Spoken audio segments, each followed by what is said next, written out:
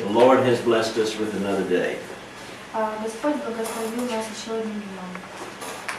Bogdan, would you lead us in prayer? Yes. Дорогой наш Небесный Отец, мы благодарим Тебя за этот новый день, и мы благодарим Тебя, Господь, за то, что Ты благословляешь нас каждый день и заботишься о нас. Мы благодарим Тебя за то, что Ты нас терпишь здесь, и мы благодарим Тебя, Господь, за то, что Ты даешь нам все необходимое для того, чтобы жить, для того, чтобы учиться и получать радость. И мы молимся Тебя, Господь, за этот день учебный, и благослови студентов, благослови всех нас. И молимся Тебя, Господь, во имя Иисуса Христа. Аминь. Okay, we're going to start talking about the family bond. Мы продолжаем говорить с вами о семейных узах. The glue that holds the family together. Клеем, которым соединили семейные узы. Okay, what would you say the glue is? Как вы объясните вот это слово клей? Что это означает? Скреплять. Something that gathered. Склеивать так, чтобы нельзя было порвать. And we can't divide it. Okay, and what would that be? И что это, что соединяет? Любовь. Love. Love, okay, and? Бог. God. And? And fellowship. Yeah? Плоды духа. Я слышала. Плоды духа. The fruit of righteousness. Okay, all of it?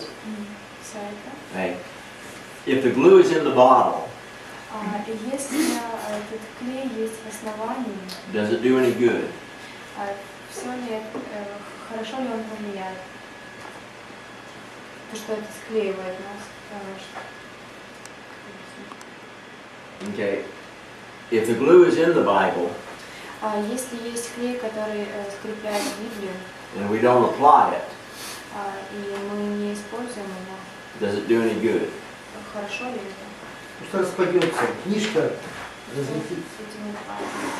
Okay, you need to apply the terms of the Bible or the attributes. Вы должны использовать те вещи, которые написаны в Библии. Okay, if a congregation is fighting all the time, Если деноминации сражаются постоянно, and arguing all the time, ссорятся, what kind of example is that for the children? какой пример они покажут детям? Да. Okay, we need not only glue in the family, but in the church family. Мы должны иметь эту вот соединяющую жидкость не только в семье, но и в церкви. Okay, when a child acts up, Когда ребенок начинает двигаться, in many ways they say, "You do not have what I need." очень часто он может сказать вам: у вас нет того, что мне нужно. And they are looking for a good example. И он должен быть хороший пример. It is impossible to escape the hypocrisy of the world. Это невозможно смотреть на мир, чтобы мир нам был примером, на личный мир. When we come home Когда мы приходим домой, and close the door, закрываем дверь, there ought to be security. то мы думаем, что все в секрете. Okay, when our children come home Когда наши дети приходят домой, and they close the door, и они закрывают дверь, they ought to feel safe.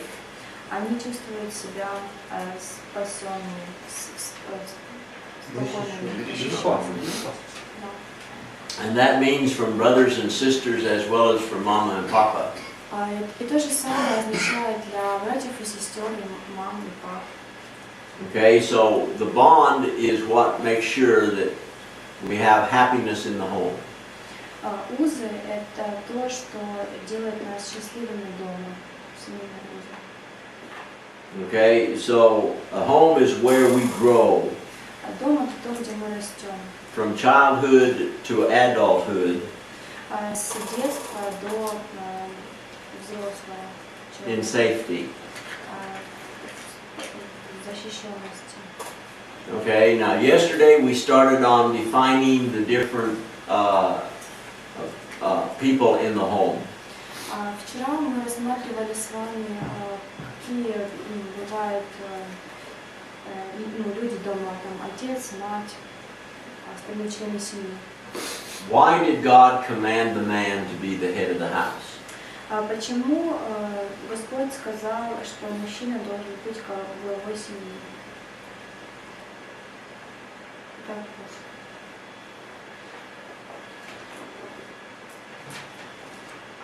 That's good. Now another answer. Хорошо, другой вопрос.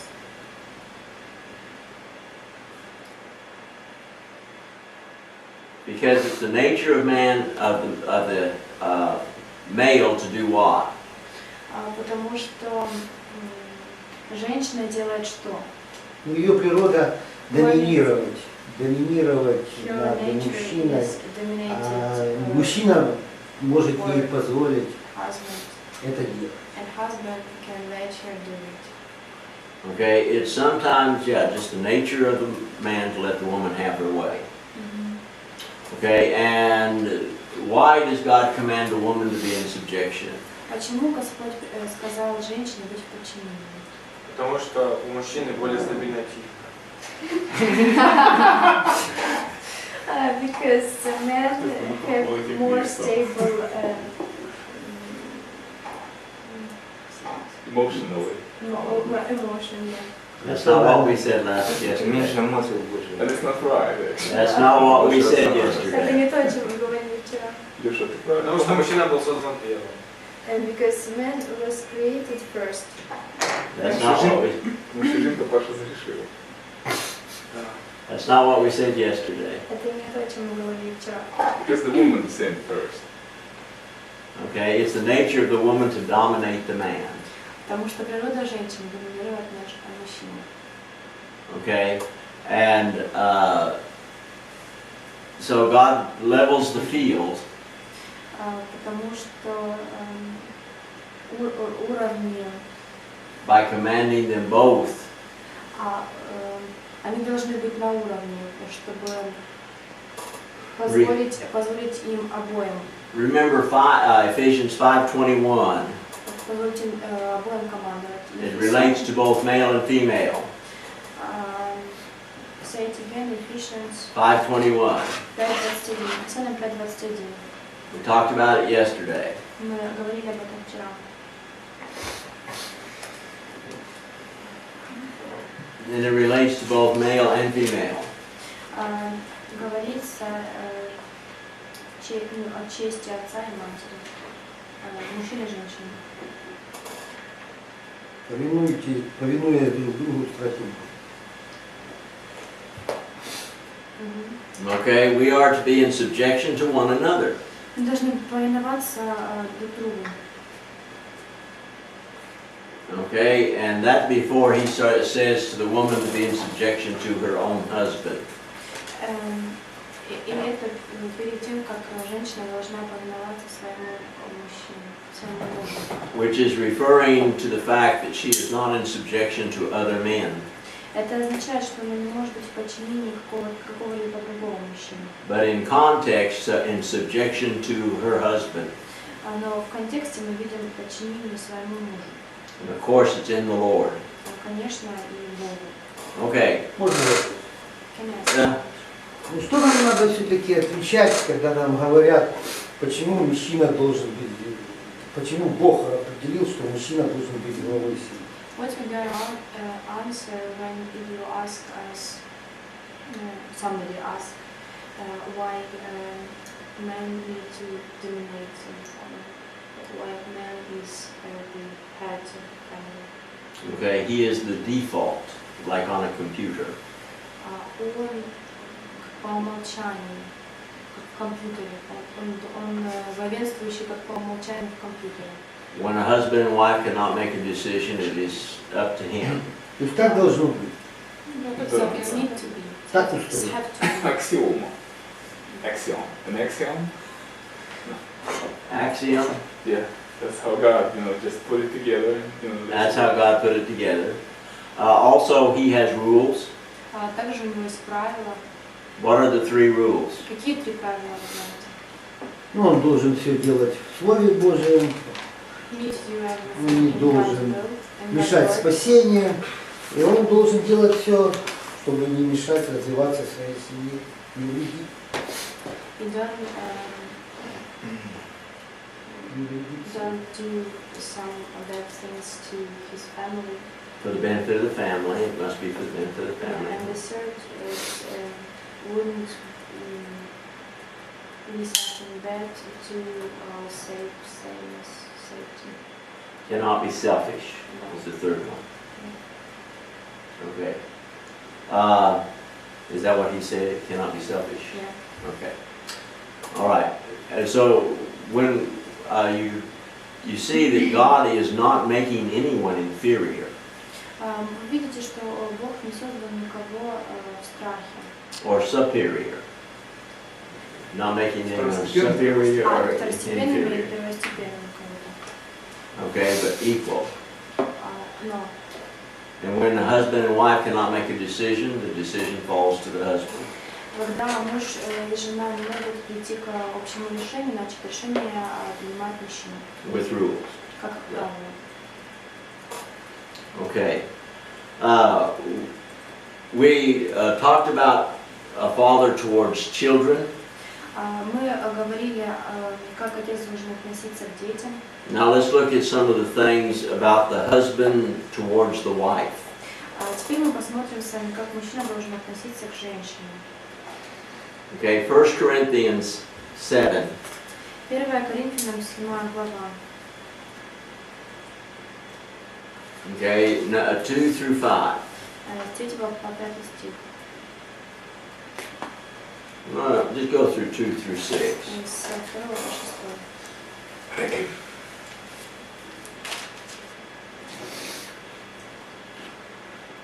Но во избежание блуда каждый имеет свою жену и каждый имеет своего мужа. Муж оказывает жене должное благорасположение, подобное жена мужу. Жена не властна над своим телом, но муж равно, и муж не властен над своим телом, но жена. Не уклоняйтесь друг от друга, разве по согласию, на время, для упражнения в постели молитвы, а потом опять будьте вместе, чтобы не искушал вас сатана и воздержание ваше. Впрочем, это сказано мною как позволение, а не как повеление. Okay. Paul, by inspiration, tells us that we are not to mistreat each other. Господь говорит через Павла, что мы не должны угнетать друг друга. That I am to make sure that my wife is satisfied. Я должен быть уверен, что моя жена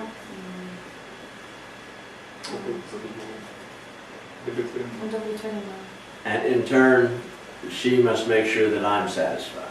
И она должна быть уверена, что я удовлетворена. Okay, I want you to see here that neither one has dominance over the other. И я хочу, чтобы вы увидели, что никто здесь не доминирует друг над другом. But that we surrender to each other. Но они соответствуют друг другу, они равны. Okay? My wife has authority over my body. Моя жена имеет ответственность за мое тело. Okay? And so this passage is teaching us an equality. Эта глава говорит как раз нам об этом. When I am home, I do not wear a beard. Когда я дома, я не ношу бороду. My wife does not like beards. Моя жена не любит бороду. And she does not like me to have whiskers. И моя жена любит, когда у меня есть вот даже щетина. So if I'm mad at her, I let my whiskers grow out. И я всегда убираю их. Okay. The idea is that we realize how important sex is. Если мы понимаем, что как важен для нас секс, Okay, notice verse 5. 5 стих, прочитай. Здесь написано в 5 стихе. Не уклоняйтесь друг от друга, ради по согласию, на время, для упражнения в посте и молитве. А потом опять будьте вместе, чтобы не искушала сатана, не воздержание ваше. Okay, I am to get permission to come to the Ukraine from my wife. Я спрашиваю разрешение, чтобы поехать в Украину к своей жене. Okay, and it is upon her approval that I come. Это по ее повелению, по ее согласованию. Okay, and the same would be for her if she goes somewhere. То же самое будет с ней, если она куда-нибудь поедет. Okay, now you also notice that his example is that of fasting and prayer. Вот как пример, что мы должны быть в посте и молитве. And that is spiritual dealings. Это наше духовное единство. Now, I recommend that you don't be gone 6 months or more. Я вам советую, если вы не начинаете ничего 6 месяцев спустя, если вы не уезжаете никуда на 6 месяцев или больше.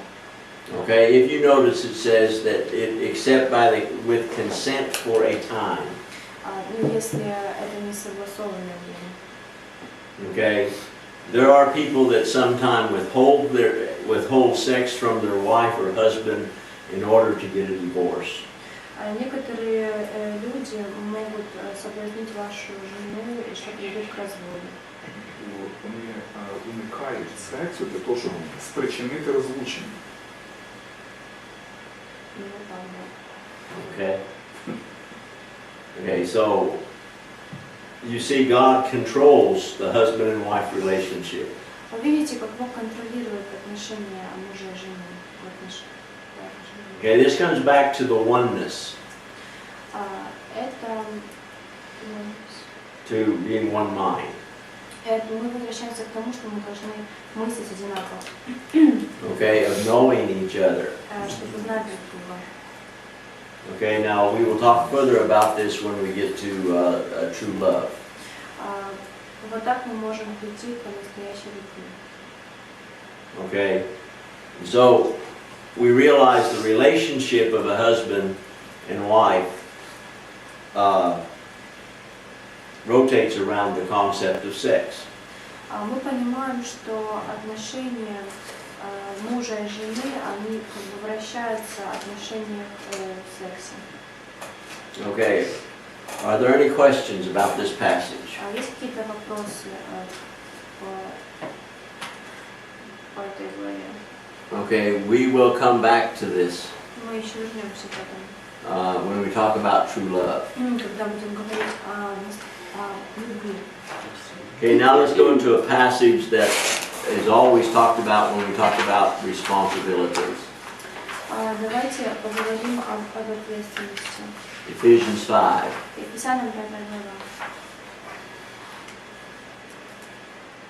When comparing Christ and the church Когда мы видим Христа и Церковь, to a husband and wife, как жену и мужа, we see the responsibilities that we have. мы видим ответственность, которую мы имеем. We've already talked about 21, verse 21. Когда мы говорим о 21 стихе, Okay, let's go down to verse 23. давайте с 21 по 23 стих 5 главы Ефесянам прочитаем. Read that one. Повинуйтесь друг другу в страхе Божьем, Жены, повинуйтесь своим мужьям, как Господу, потому что муж есть глава жены, как и Христос глава церкви, и он же спаситель тела. Tell me how much freedom Christ gives the church. Скажите мне, как много свободы Христос дал церкви?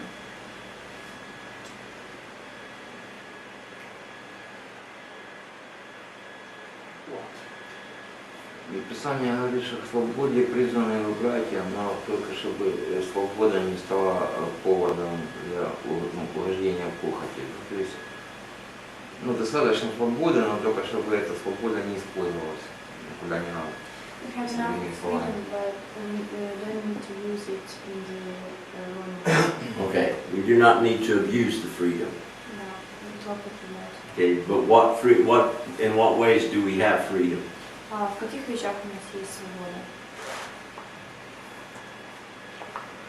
Свобода передвижения, Freedom of going and walking, свобода выбора, freedom of choosing, Okay. свобода не мысли, свобода это убеждения,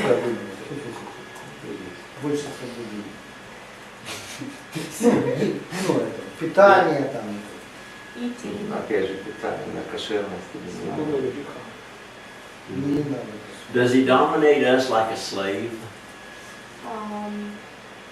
Хочет ли он, чтобы мы были как рабы? Нет. No. He treats us like his bride.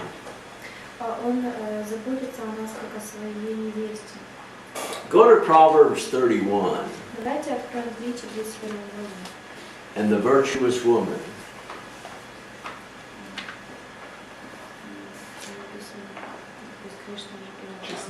Дочь. Понимаю, российську Чистая чеснота. женщина, да. Чеснота, це благочестие, благочестие. А как какой-то? 31 глава, which Proverbs 31 starting in verse 10 9 стиха, through the end of the chapter. до конца главы. Открывай уста твои для правосудия, для дела бедного и нищего. Это 31. Да, Да, 10 10. Кто найдет добродетельную жену, цена ее выше жемчугов. Уверено в ней сердце мужа ее, и он не остается без прибытка. Она воздает ему добром, а не злом, во все дни жизни своей. Добывает шерсть и лен, с охотой работает своими руками. Она, как купеческие корабли, издалека добывает хлеб свой.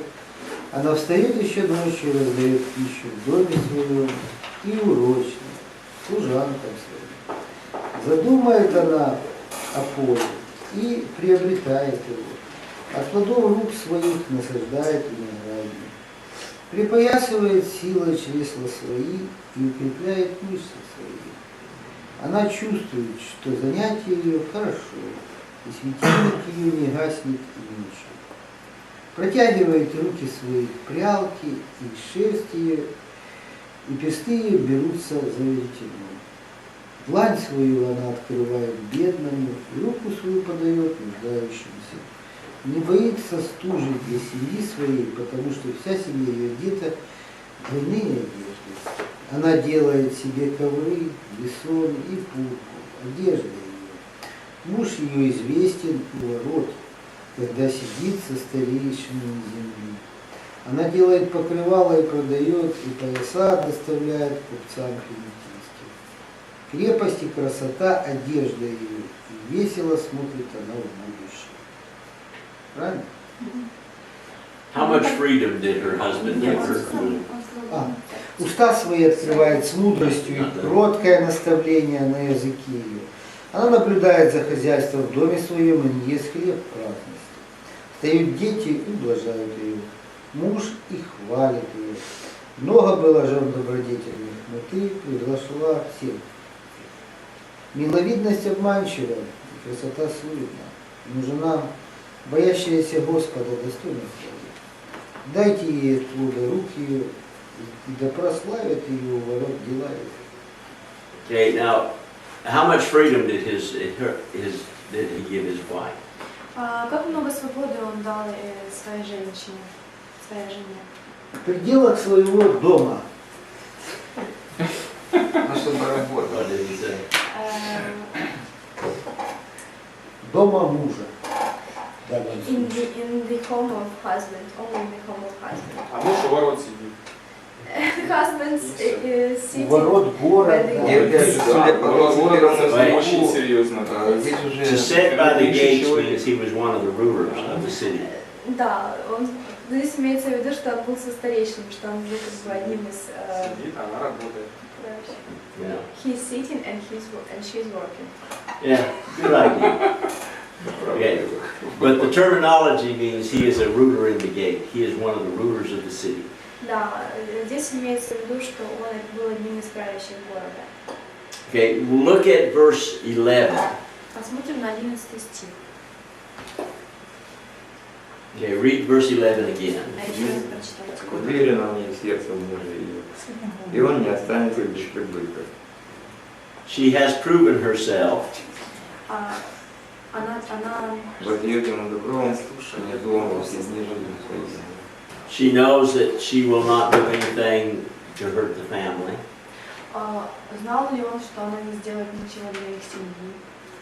He safely trusts in her. Он доверял ей полностью. Verse 11. Да. Trust. Okay, she has grown children, Она воспитывает детей. so they already are one at heart. То есть она уже есть в расположении их сердец. So he is not afraid to let her use money. То есть он не боится доверять ей деньги. She even buys a field, Она также ухаживает за полем, plants a vineyard. плантациями. Okay, so this is how Christ does the church. Это так, как Господь говорит о церкви. He asks us not to sin, Он говорит нас не грешить, говорит нам не грешить. but with the fruits of righteousness there is no law. Но Он говорит нам, что с плодами праведности соблюдать закон. So I trust my wife То есть я доверяю моей жене. and I give her freedom of money Я даю ей свободу денег. because I trust her as this man trusts his wife. И я доверяю ей, как этот мужчина доверяет своей жене. And I think I've already told you that my wife is more frugal, another word, more penny pincher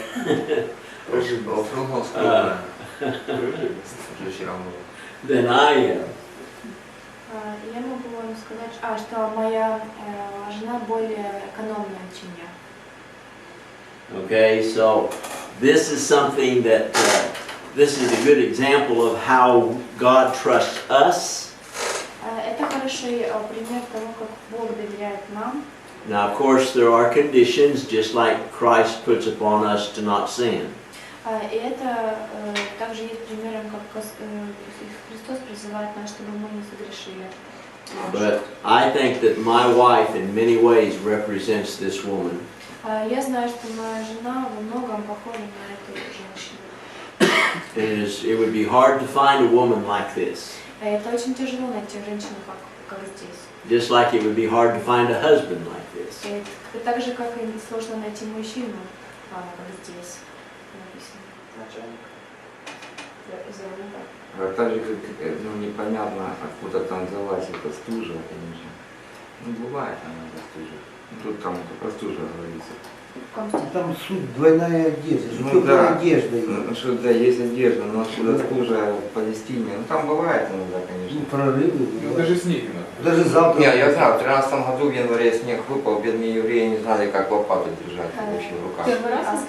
Ну, как его словили. Ну, там первый раз. Еврея с лопатой. Да, где ты видел, во-первых, еврея с лопатой, во-вторых, Ну это снег раз в 30 лет выпал, они не знают, что делать, на пальмах лежит. Вот The snow такой. can be one per 30 years. I don't know. Он сказал, я не знаю. Okay, let's go back to yes, yes. Немножко неправильно по составу. Есть вот два момента, которые я не понял. Первый. I have two moments which I don't understand. Первый написано, что жена боится своего мужа. First, it's written that woman needs to afraid of her husband. Должна повиноваться ему, как Богу написано. She needs Как to Богу. she needs to serve him like for God. Okay, we will get to. Не. И даже Шерман говорит, что когда описывает, ну как бы, он говорит, я даю ей деньги, ну свободу. And even you talking, tell us that I give her money. Нет, свободу в деньгах. I give her freedom in money. Да, но получается, говорили еще о том, что нужно найти баланс, равноправие в отношениях, никто не главный. Но и при этом по умолчанию главный муж. And in this moment, husband needs to be first, needs to be head of the house. Okay, each family is different. Каждая семья разная, отличается. This family in Proverbs, she proved that she would use the money wisely. В этом примере в притчах показано, что она доказала, что она может быть разумной в деньгах, в расточении имущества. Okay, I have known women that would break their husband financially. Я не знаю ни одной женщины, которая, я знала одну женщину, которая разоряла своего мужа.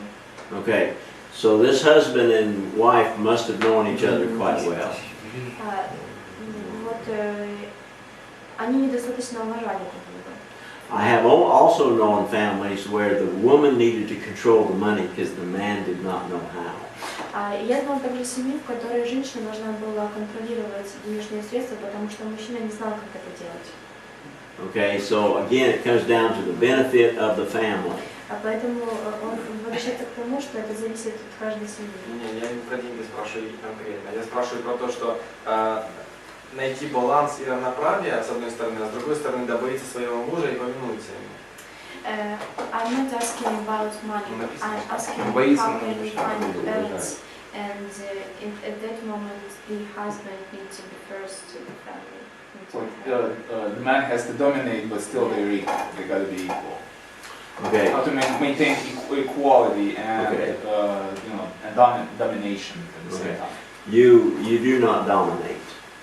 Ты не доминируешь, You walk side by side.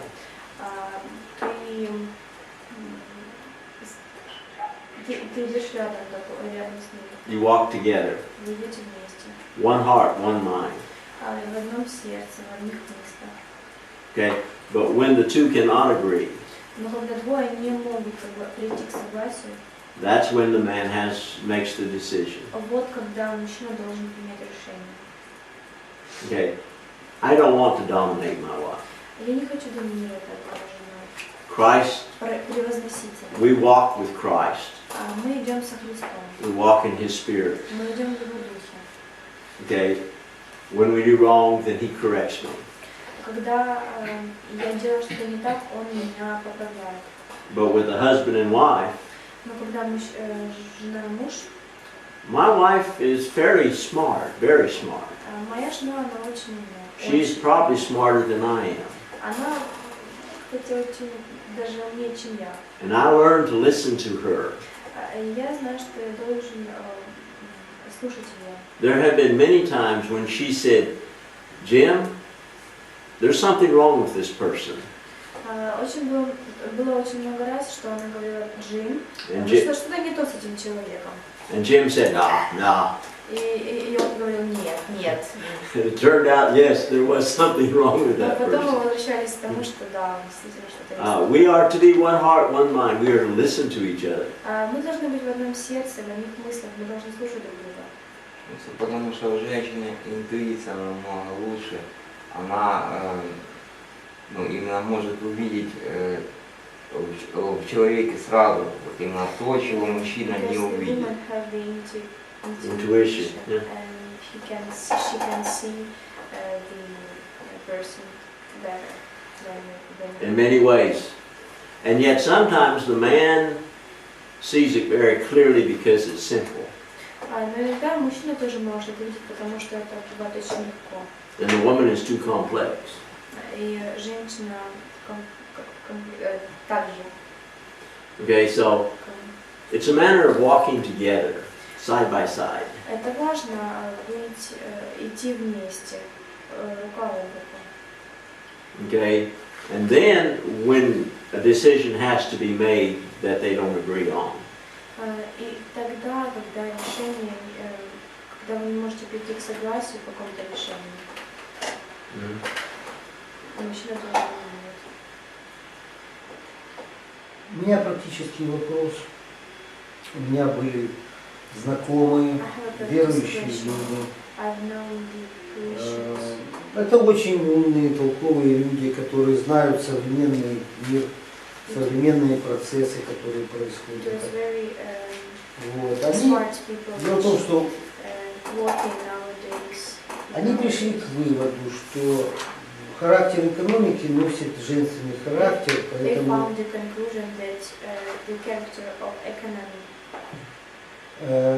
поэтому успеха может материального добиться в их семье женщин. Economy is women, so she can be successful in those families. Они идут вместе They walk into по жизни. that's what problem. Но мужчина и женщина приходят к выводу, что доминировать в семье должна женщина. И это мужчина, ну скажем так, понимает эту вещь. They found the conclusion that women would dominate in this family. Запитання. Фінансово домінувати чи домінувати в вопросах там якихось Дело в том, виховання? что принимать решения, потому что она быстрее оперирует. То фінансові И вопроси? финансовые, и другие. Она быстрее принимает решения. And he asked in this way and in this way to both. И мужчина с этим согласен. And man is agree with that. Okay. Она его не оскорбляет, и он не оскорблен в этой ситуации. She not give him some Внешне, words and внешне he все, got upset. ну как бы нету этого показателя, что женщина давит на мужчину. Внешне этого нет. Okay, but you're talking about a worldly example, not a biblical example. Вы говорите о мирском примере, не библейском примере. God never intended either one to dominate except when they don't agree. Бог говорит, что не должен кто-то доминировать, только в том случае, если вы не согласны с чем-то. Okay, this is a good time for me to give you an assignment. Это хороший момент, хорошее время для того, чтобы я дал вам совет. Okay, this is about the budget. Это о бюджете. Okay, if both of you work on the budget, Если вдвоем вы зарабатываете, you know what you have. Если у вас у обоих есть бюджет, то вы знаете, что у вас есть. And you will know what to spend. И вы знаете, сколько вы тратите. Okay, now here's what I want you to do. Вот что я хочу, чтобы вы сделали. I want you to make a list of all your bills. Я хочу, чтобы вы написали все, что what you spend on Я хочу, your чтобы вы needs. написали все ваши нужды на листе. Okay, И перечислили все ваши нужды. okay. This is just get ready, say for food. Допустим, насчет еды. Okay. How about for taxing? How do you spell taxi, is that right? Так, Вот так. наследие будет, это было очень много. Transport, whatever, plus, yeah, transport. Okay, what else do you spend money on? На что еще вы тратите свои Одежда, обузда. Clothes, okay. Okay, what else? Квартплата. Commodities. Commodities. Electricity, water. Okay, okay, electricity, water. Okay.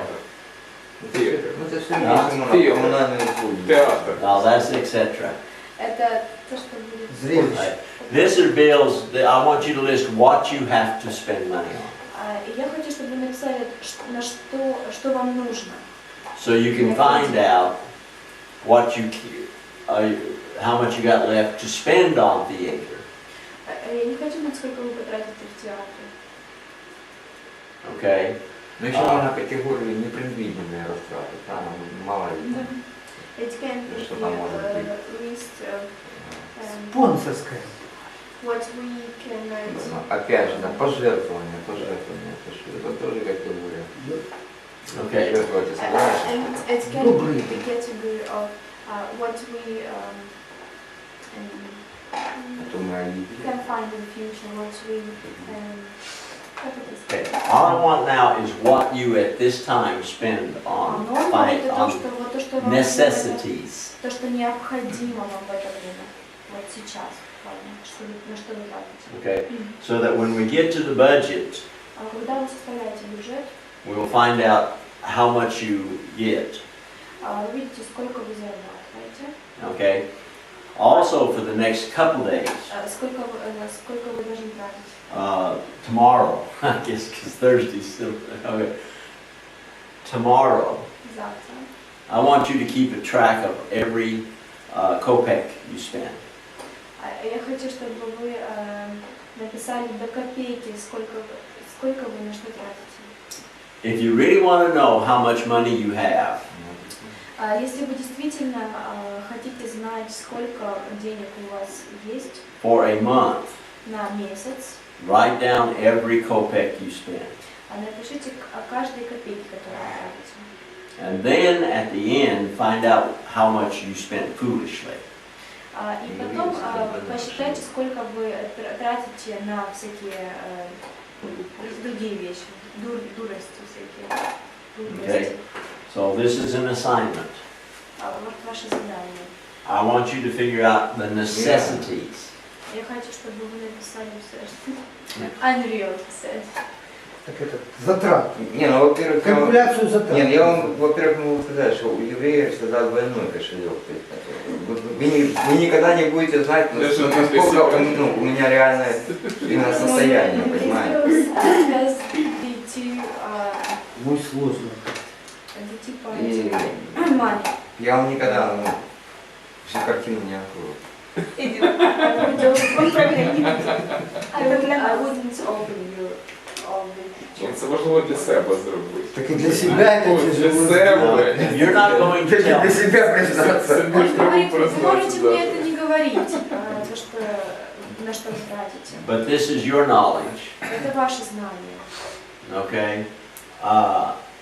And I want you to learn how to get ready to retire when you get older. Я хочу, чтобы вы знали, как быть нерастратным. Retire. Идти на пенсию. Когда вы... Как идти на пенсию? Как подготовиться к пенсии? Okay, if you put 100 гривна Если у вас есть 100 гривен away each month, каждый месяц, okay, that's times 12, right? и умножим это на 12. At the end of the year, how much money will you have saved? 12 месяцев, сколько у вас будет Is that right? в год? Okay, now let's say you're going to retire in 20 years. И сколько у вас будет за 20 лет и соберется этих денег? Ну, надо переводить доллары и ложить мало. Ну, не увеличить. Да, не 100 гривень, не 100 доларів в місяць. Не увеличить. Де їх взяти? Okay, it adds up. Кстати, у меня уже 100 долларов, целый месяц уже просто оплачен. Okay, that's just a quick example. Жду, Это такой Катя. быстрый пример. Катя ждет. Okay. Economy, though, takes money away sometimes. Экономия иногда заставляет нас тратить деньги ни на что. Иногда. When my wife and I had our children, Когда у меня и моей жены появились дети, we did not have a budget. у нас не было бюджета. And then when our children were very young, И тогда наши дети были очень молоды. I started a budget. И я начал планировать бюджет. And it took us several years to get out of debt. И я потратила несколько лет, чтобы усовершенствовать его. And then I put away money for retirement. И потом я начала откладывать деньги на пенсию. Okay, and then I got a pension from Social Security. I got money from retirement from the government. И я также получила деньги от правительства. My wife worked and got a pension. Моя жена на пенсии. So because of all three of those, Потому что все мы, and then inheritance from my parents, включая моих родителей, I was able to retire. мы откладывали. But it would not have happened if God had not blessed me. Но это бы не случилось, если бы Господь не благословил меня. First of all, with the knowledge of budgeting. Первым, чем он меня благословил, это знать, как составлять бюджет. Можно вопрос? Уточните, что значит у нас была семья, но не было бюджета? Это что означает? Не было экономии? Что это? Нет, но они не планировали вот бюджет, мы называем вот это вот... Ну они же тратили, они же получали что-то. Значит, бюджет все равно был. Может, мы неправильно понимаем бюджет. Воно може пливти по накладу, просто щоб заробив, то потратив. Якщо ти відкладаєш на щось, ну тобто тут він говорить про те, що нам потрібно до старості готувати. Да? Тобто, треба працювати, там, відкладувати якісь гроші, економити, і тоді в кінці кінців маєш якесь забезпечення. Может быть. Может быть, да.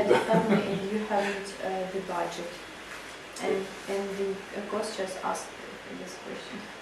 Okay.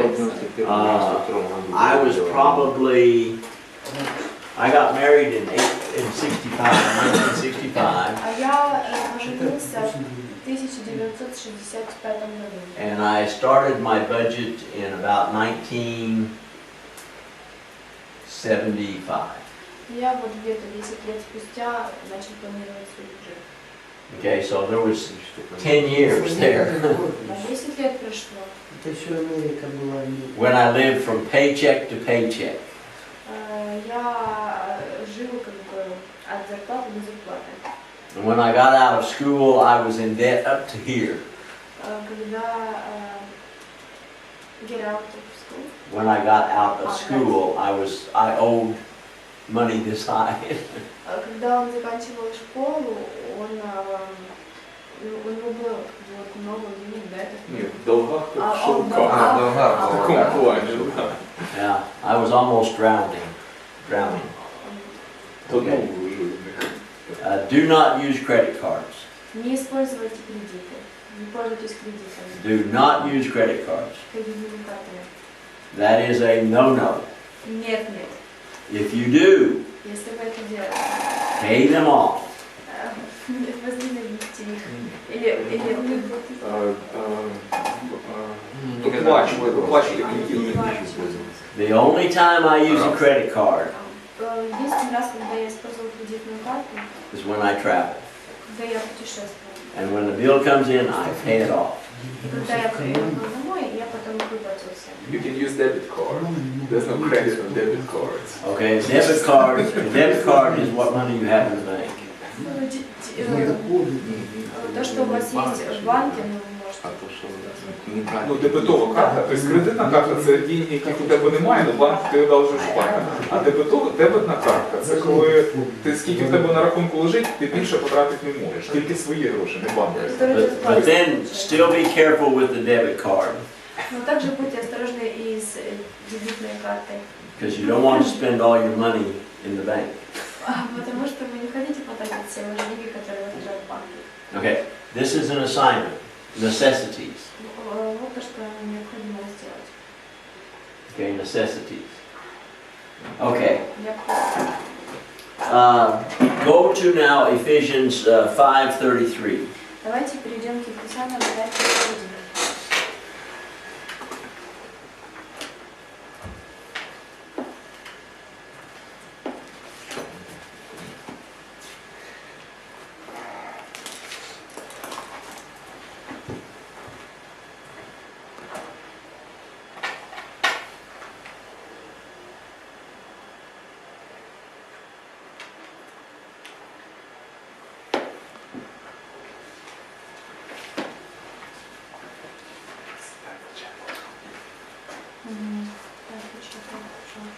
I have 5 minutes.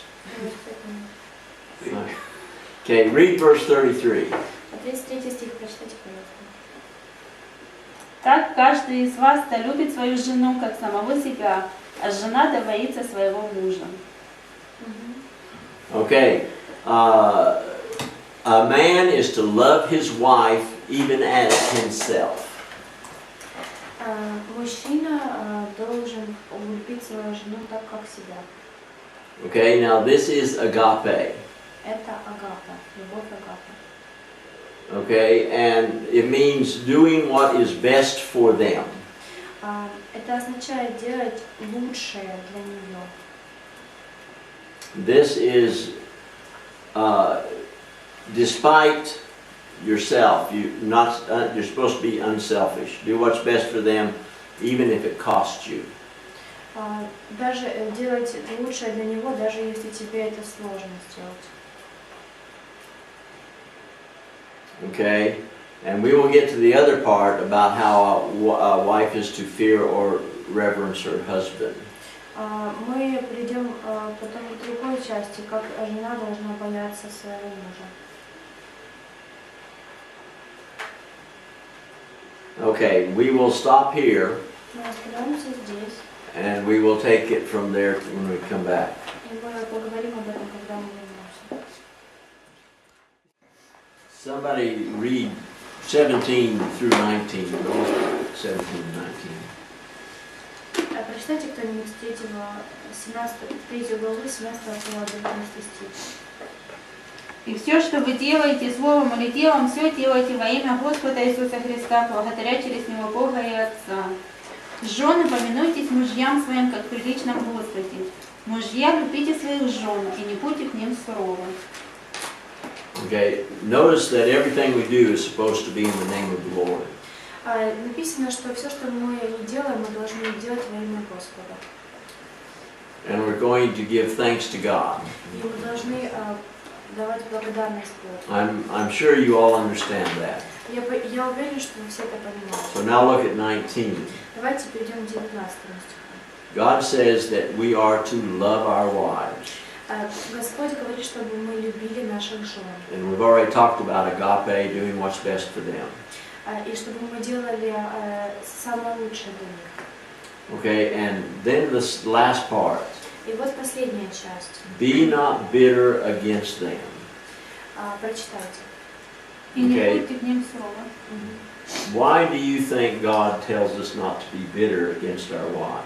Как вы думаете, почему Господь говорит не быть суровым к женам?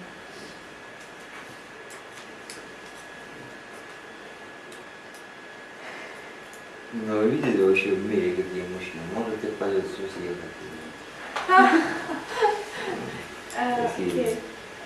Do you see the world's man?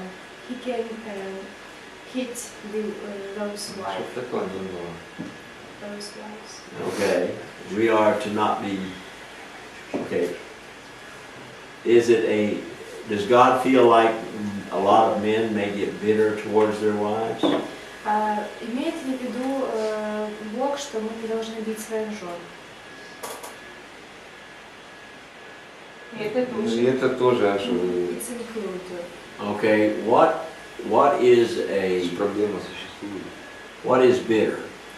Что означает это слово? Я хочу, чтобы я перевела это дословно. Как написано? У нас написано суровый. Суровый.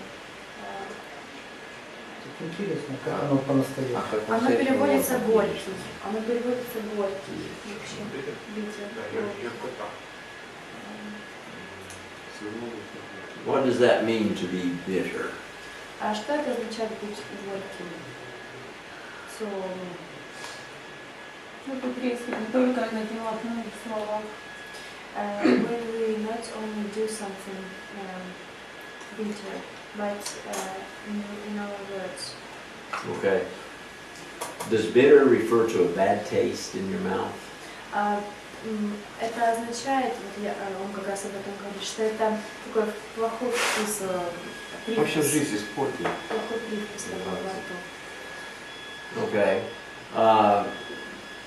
Sometimes men get frustrated because of all of the questions a woman asks.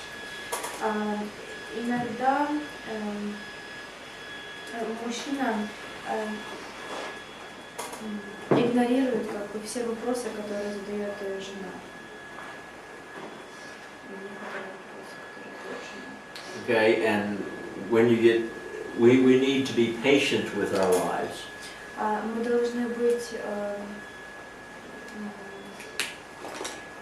терпеливы к нашей жизни. And not feel bad towards our wives. Мы не должны чувствовать что-либо плохого. We get a bad taste in our mouth towards our Мы не wives. должны чувствовать вот это горькое по отношению к нашей жене. Okay, English dictionary, sharp, bitter, acid. Okay, a feeling or showing of anger. Английский словарь переводит вот это слово «горький» как чувствовать или показывать злость. Or resentment because of bad experiences. Или быть раздражен из-за какого-то плохого опыта. Or a sense of unjust treatment.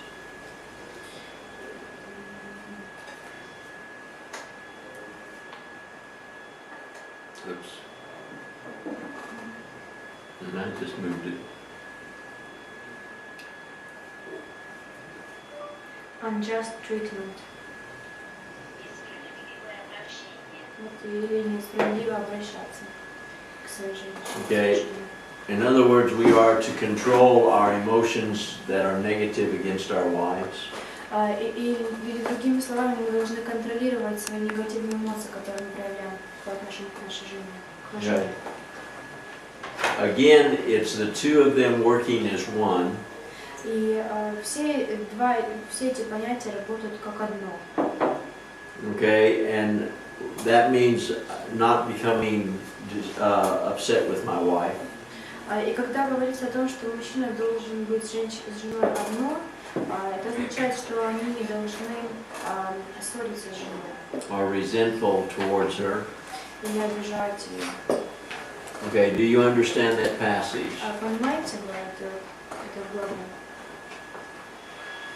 Okay, now let's go to 1 Peter 3. Давайте сейчас перейдем к первому Петра 3 главе. There is a verse in this passage that all women need to know. Здесь говорится о том, что все женщины должны знать. It refers to a husband. Обращается к мужчинам. Okay, someone read verses 7 through 9. Давайте кто-нибудь прочитает с 7 по 9 стих. Также и вы, мужья, обращайтесь благоразумно с женами, как с немощнейшим сосудом, оказывая им честь, как сонаследницам благодатной жизни, дабы не было вам препятствия в молитвах. Наконец, будьте все единомысленны, сострадательны, братолюбивы, милосердны, дружелюбны, смиренно мудры. Не воздавайте злом за зло или ругательством за ругательство. Напротив, благословляйте, зная, что вы к тому призваны, чтобы наследовать благословение. Да. Okay. Look at verse 7. Посмотрите на 7 стих. Okay, a husband is to dwell with his wife how? Как должны обращаться мужчины с женщиной? Как с немощнейшим сосудом. Likewise dwell with them understanding. Потому что если, допустим, у меня есть очень хрупкая, но очень дорогая ваза, то я ее не буду швырять там об стенку, как металлический стакан. If I have a very expensive vase, I will carry it. Вот я буду ее вот так вот Okay. And this is the way I should treat my wife. Это то же самое, как мы должны заботиться о нашей жене. But how many men understand their wives? А как много мужчин понимают свою жену? We are to dwell according to knowledge or understanding. Мы говорим о знаниях и понимании. How do I get to understand my wife? Как я могу начать понимать свою жену? Поставить ее на свою, да, слушать. И опять же еще понимать, при этом понимать, что мы разные. Что у нас по-разному устроены мозги, то есть требовать от женщины, чтобы она мыслила по-мужски, это невозможно. And ask wife thoughts like men is unbelievable. Okay, in other words, we have to communicate. Другими словами, мы должны общаться. Okay, and we have to understand we are different. И мы должны осознавать, что мы разные. And we need to understand the difference. И мы должны понимать эту разницу. Okay, and I need to know my wife. И мне нужно узнать мою жену. Okay, and I am to, and here's the word I ask you to look up. И вот что я хочу, на что я хочу, чтобы вы обратили внимание. How many of you looked up the definition of honor? Как много вы знаете определений честности или почета. Это мы вчера. Почет, слова уже, можно я зачитаю? Да? Сергей had his hand up. Нет, просто у Сергея, он с еврейской. У меня кроме этого, Скажите, что у него у меня кроме этого будет еще и... Да, он про евреев, а я про русское. Okay, Сергей? Давай про евреев. Ну тогда я начну с того, что 5-я заповедь. I started that fifth Почитается твоего матери. You need to respect your parents. Изначально самим Богом даже было начертано на иврите. Вот. That God says to us that we need to do it. И слово «кабет», оно так пишется. Кабет. Вот так оно пишется. Которое перевели как «почитай». Which we translated like honor. Оно происходит напрямую от слова «кават». It's from word кават. Что означает быть тяжелым, быть весомым, be difficult, be important, быть значимым. Be important. Вот. И опять же однокоренное еще с ними слово «кавод», And the same word кавод, которое обычно переводят как «слава». Which is usually translated like может быть значение опять же значимость, богатство. Glory, like glory, important. Может быть значимость, богатство, и опять же тяжесть. То есть опять же быть тяжелым. То есть посчитать это как бы с одной стороны это тяжелый труд, то есть это можно даже как нести свой крест.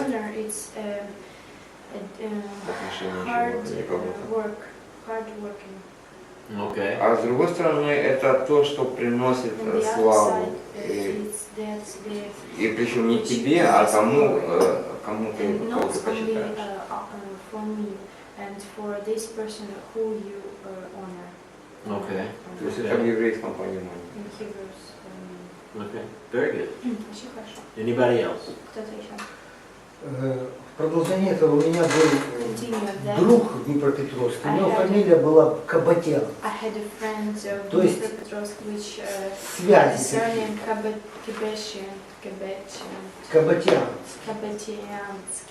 Кабатянский. Кабат. Кабат. Ну это первое. А второе, словарь Ожегова мне больше всего нравится. Почет – это уважение, оказываемое кому-нибудь или чему-нибудь, обществом, запятая, окружающими людьми.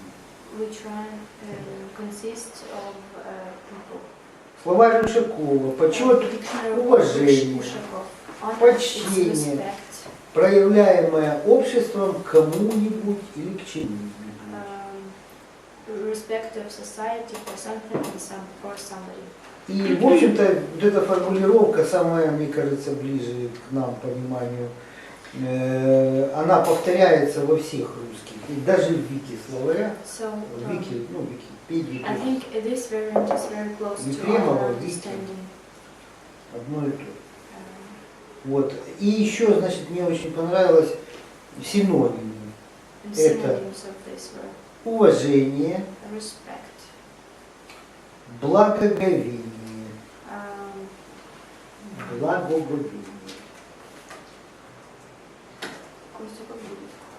благоговение.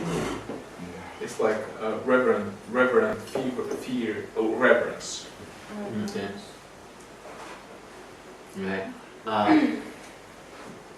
Аня? Я забыла. I forgot that. Ну, тогда я еще добавлю, да, Okay, I will она add же все-таки something. как бы Новый Завет, и там это греческое слово было. So at the New Testament, То, it's the Greek word. где-то.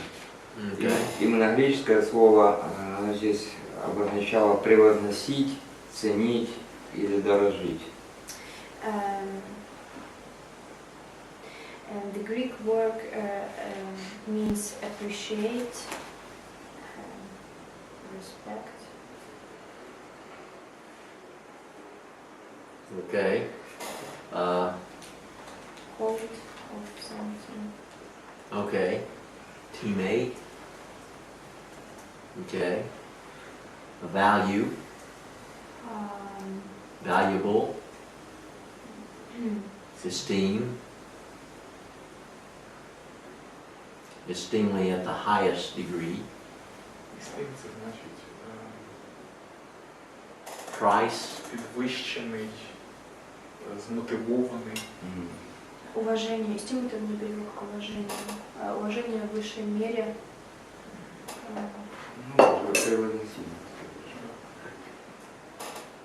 Okay.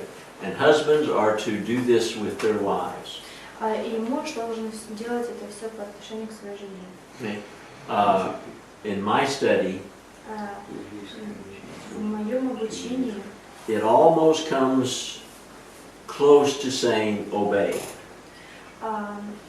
это в моем обучении это очень близко к слову обетование. You know, wives are to obey their husband. Жена должна повиноваться своему мужу.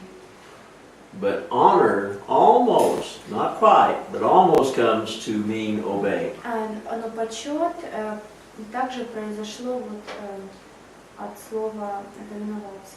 Which brings you back to being one mind. Что опять же мы возвратимся, должны мы быть одними мыслями. Okay, and having a respect for your wife's opinion. Having a respect for your wife's opinion or thoughts. Мы должны уважать мнение нашей жены. Okay, again, you have that equality. Мы должны это хорошо понимать, разбираться в этом. Okay, because you are heirs together of the grace of life. Потому что мы созданы во славу Божью. But what does it mean that she is the weaker vessel? Что это означает немощнейший сосуд? Does that mean that her mind is weaker? Это означает, что у нее какой-то далекий ум? Тонкая конструкция, очень тонкая, изящная конструкция. Thin construction. И что это сосуд дорогой. То есть, This wig is very expensive. обычно дешевый сосуд, в те времена, он был такой, и более грубый, и более крепкий. Но он и дешевый. Cheap wig was not so А если дорогой, то он expensive. такой хрупкий был. And if it is expensive, it is То есть именно значение дорогой, что очень дорогой, что цены it не means very, very expensive. Okay. And we know physically women are weaker. Мы знаем, что физически женщина слабее. I don't believe that men are smarter than women, Я не верю, что мужчины умнее женщин. and I don't think women are smarter than men. И я не думаю, что женщины умнее мужчин. I think emotionally we are different, Я думаю, что мы эмоционально разные. but there are smart women and there are dumb women. Но женщина, которая умная, она доминирует. Бывает умный, бывает А бывает умная, бывает не умная. And the same with men. То же самое с мужчинами. And my wife is smarter than I am И моя жена умнее меня in many ways. во многих вещах. And in some ways I'm smarter than she is. И в каких-то вещах я умнее, чем она. Okay? But together Но вместе, we are a perfect pair. но вместе мы замечательная пара, идеальная пара. Okay? Yeah, Sergey? Да, еще, если можно. Когда Бог создавал Еву из ребра Адама, как написано. God created Eve from the part of the Adam. Там дословно это слово было цело. Оно означало и ребро, и грань, и сторона. То есть The word "тело" means rib or side. То есть, вот как вы знаете, как сторона монеты есть. It's like the side of. Да, вот как сторона монетки. То есть вот это вот одна сторона, это Ева, а вторая сторона. And one side is Адам, Eve, то есть. and the other side is Adam. Yes. Вот именно в этом значении создано было. In this meaning, I always liked the creation of Eve. мне всегда нравится сотворение Евы. Okay? Because he says, when God presents her to him, Когда Господь показал ее ему, it almost sounds like he says, wow, и это было типа того, что он сказал: Вау! you are a woman! Жизнь тоже так женщина! говорит. It's too bad emotions cannot always be translated, cannot be printed. Это две эмоции, которые нельзя перевести просто. Yeah. Он сказал, исполни. And when I first met my wife, Когда я впервые встретил мою жену, I thought, а я подумал, вот так вот, как он сказал. yes. And then when my mama stood beside my wife, И вот моя мама подошла к моей жене. I knew why I fell in love with my wife. Я думала, что я очень люблю свою жену. She looks more like my sister should look. Она выглядит больше похожа на мою сестру. Than my real sister. Она была мне как сестра ближе, чем моя родная сестра. Yeah. But she is a wonderful woman. Listen to the next part. Она была замечательная, она замечательная женщина. Давайте посмотрим следующую часть. If I do not dwell according to knowledge, Если я не буду соответствовать знаниям give honor to my wife, и давать, и почитать мою жену, what will happen to my prayers? что будет происходить с моими молитвами? Будет проблема с молитвой, препятствие. It was some block in the prayers, some problems in the prayers. Okay, God will not answer my prayers, or they will be hurt. Господь не будет отвечать на мои молитвы. So all my wife has to do Все, что моя жена должна делать, is say, remember 1 Peter 3:7. это говорить, запомни 1 Петра, 1 Peter 3:7, 3:7. which is what we're studying. Да. Worry about your prayers. Заботьтесь о своих молитвах. Okay, now down to 8 and 9. Давайте опустимся к стихам 8-9. We all are to be of one mind, Мы все должны быть одних мыслей, одним умственно. having compassion, Иметь, прочитать, сострадание. in verse 9, do not render evil for evil. И в 5 стихе говорится, не отвечайте злом за зло. If my wife says something that hurts me, Если моя жена сделала что-то, что меня ранило, how am I to react? как должен я отреагировать? Как я должен реагировать? Сказать, я тоже тебя люблю. Say it here, I love you too. Yes, I am to come back with a blessing instead of a curse. И Бог тебя. Да, и я должен благословить ее. I love you too. Сказать, я тебя тоже люблю. Okay, we are not to railing for railing or evil for evil. Мы не должны отвечать злом на злом, Okay, but a blessing. но благословлять, наоборот, давать благословение. Okay, what will that do for peace in the home? А что мы должны делать для мира в доме?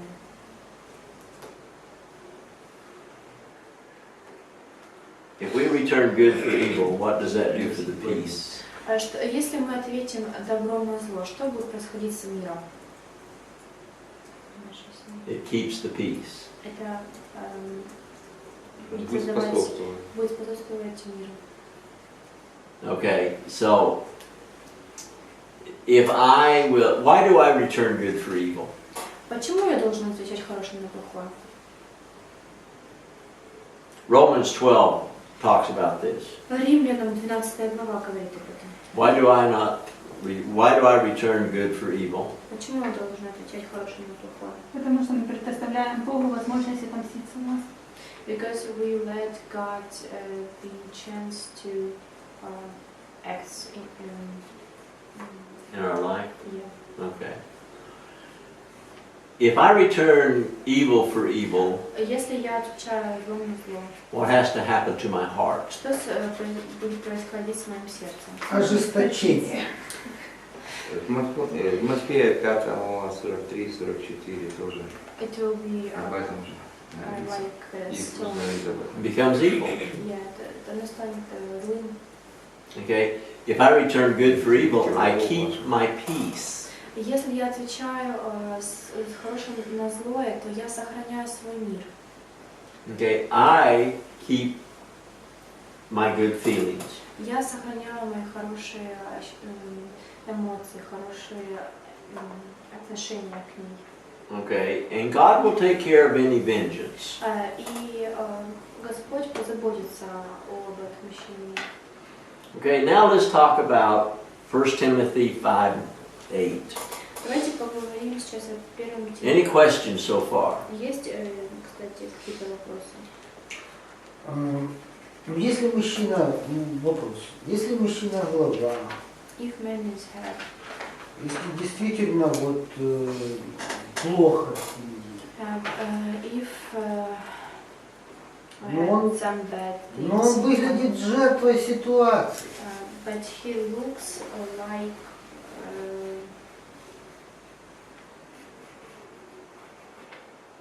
victim of the у situation. него безвыходная ситуация в семье.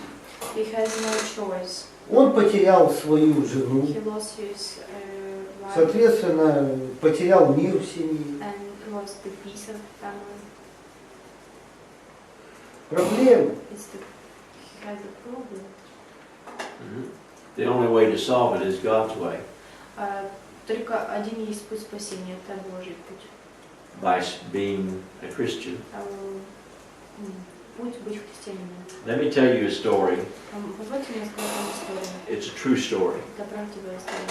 I had a woman come to me. Один раз ко мне пришла женщина. Her husband was an alcoholic. Ее муж был алкоголиком. He would get his paycheck. И он дал ей свой что-то He would get his pay. зарплата. And he would spend it before he got home. Но он потратил еще до того, как он пришел домой. He stopped by bars. Он остановился в баре. Basically, all he did was come home to sleep. И все, что он делал, когда приходил домой, это спал. Most of the time, he was drunk. И большинство времени он был пьяный. He would forget where he left his car. Он забыл, где он оставил свою машину.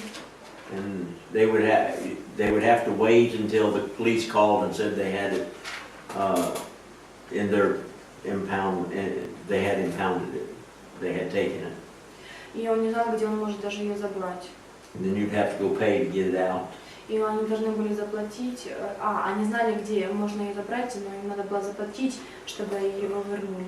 And she told me that he did not take it. He did not really do anything with their son. И она мне сказала, что они не смогли ничего сделать их сыном. And she had to do all the work around the house. Потому что она делала всю работу по дому. She hated her husband. Она ненавидела. Those were her words. По ее словам. So I told her, Я сказала ей, I cannot deal with your husband я не имею ничего общего с твоим мужем. because he's not here. Я не знаю его, потому что он не здесь. But I can deal with your attitude as a Christian. Но я могу договориться, посоветовать тебе как христианке. And I began to teach her what I've been teaching you. И я начала учить ее тому, чему я учу вас сейчас. To be a Christian wife. Быть женой христианкой. To do everything that she believed a Christian should do for her husband. И делать то, что она верит, христианка должна делать для своего мужа. Even if she didn't think he deserved it. И если только она поверит в это. I told her to come back in a couple weeks. Я попросила ее вернуться через несколько недель. And she came back. Через пару недель она вернулась. We talked more about it. И мы еще поговорили об этом. And over a period of time, И через некоторый период she says, you know, he's not such a bad man. и она сказала мне, ты знаешь, он не такой же плохой мужчина. He's starting to come home. И он начал приходить домой. He's coming home without being drunk. И он приходил домой не пьяный. And she would get up in the middle of her sleep. И он вставал еще до того, как она встанет. Fix his meal. Готовил завтраки. Even draw his bath water. И мылся, или что он делал? Bath water. His water for his bath. Воду для ванны. Набирал воду для ванны. Ей набирал воду для ванны. Okay, and she would sit and talk with him. Она садилась и разговаривала с ним. After several months, И через несколько месяцев she fell in love with him она полюбила его. because she was out working on the house. Потому что она не работала уже по дому. She was on the ladder, Она не лидировала. and he came out and told her to get down, and he did the job. И она сказала ему, чтобы он начал работать. He started paying attention to their son. И он начал быть внимательным к его сыну. Who changed? Кто изменился? She. Yes, that's the Она answer. изменилась. Ну и он тоже. And he changed too. Cause and effect. Но почему? Причинное следствие. Да почему? If you and this is a true story. Это правдивая история. He ended up buying her a house. он восстановил дом. And as far as I know, they are happily married. И насколько я знаю, они счастливы в браке. You reap what you sow. Вы должны пожинать, что вы посеяли. Now, sometimes Satan wins, Иногда сатана выигрывает, but you keep your Christianity. но мы должны оставаться христианами и сохранять свое христианство, The control of the tongue контролировать свой язык and the good works. и хорошие дела. How do you know you're righteous? Как вы можете знать свою праведность, узнать свою праведность? По плодам. By the fruits. By their fruits. Он же духа есть. И дух, мир, радость, Okay. Love, терпение, peace, вера, joy, благость, faith. кротость, воздержание. And when I act that way towards those that do not act that way towards me, И когда я начинаю так поступать к людям, они перестают поступать ко мне плохо. most of the time they treat me like I treat them. И большинство времени происходит так, что люди начинают заботиться обо мне так же, как и я. Okay, let's go to 1 Timothy 5. Давайте откроем 1 Тимофея 5 главу. 7 and 8. 7 и 8. И сие внушаем, что попыток испорочны. Если же кто о своих и особенно о домашних не печется, то отрекся от веры и хуже неверного. I am as a man to provide for my own. Я как как человек, как мужчина, который должен заботиться о своем. Now this is more than just in my house. И это больше, чем просто мой дом. But this verse deals especially with those who are in my house. Но в этом стихе говорится особенно о тех, кто находится в моем доме. I am responsible to provide for my family. Я ответственный за благополучие моей семьи. Okay, now go up to verse 4. И я хочу, чтобы мы поднялись к 4 стиху And read that. и прочитать его. Если же какая вдовица имеет детей или внучат, то они прежде пусть учатся почитать свою семью и воздавать должное родителям, и то сие угодно Богу. Outside of my home, I now also must provide for my parents. Также и за пределами моего дома я должен почитать своих родителей. Go look at verse 16 now. Смотрите на 16 стих сейчас. Если какой верный или верная имеет вдов, то должны их тоборствовать и не обременять церкви, чтобы она могла тоборствовать истинных вдовиц. Okay, I am responsible for my family. Я ответственный за свою семью. Okay, now that's what a husband or son should do.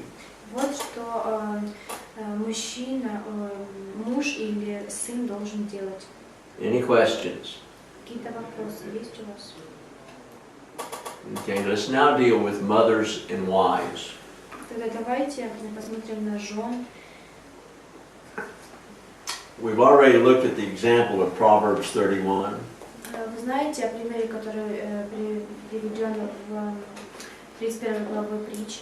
One of the greatest examples of how a wife and mother should act. Один из самых замечательных примеров, как должна вести себя жена. And I have such a wife. И у меня есть такая жена.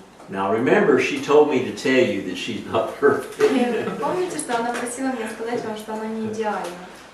But she has stayed up way into the night to finish something. И она будет работать до ночи, чтобы закончить делать что-то. And in my lifetime, she has got up early. И, как я знаю из моей жизни, она встает очень рано. Okay, now listen to me, men. И послушайте меня, мужчины. If your wife works 8 hours Если ваша жена работает 8 часов, and you work 8 hours, и вы работаете 8 часов, should you not help with the housework? не должны ли вы помогать ей по работе по дому? Some men come home, put their feet up, and expect their wife to come home and do all the work. И некоторые мужчины, приходя домой, они закидывают ноги на диван и говорят, думают, что их жена должна делать всю остальную работу. When my wife was working Когда моя жена работала, and my office was in my house, и у меня был офис в доме, right next door was a room where we had our laundry. и дверь в соседней комнате, And I would do the laundry for her. и я стирала для нее. I mean, I was working right next door in my office. И я работала прямо вот с следующей дверью возле моего офиса. And during the week, I would sometimes have meals on the table when she came home from work. И на протяжении следующей недели я даже делала ей завтраки, когда она работала. And on the weekends, she would cook. И на выходных она готовила. And sometimes during the week. И иногда на протяжении недели. And we would sometimes clean the house together. Иногда мы вместе убирали дом.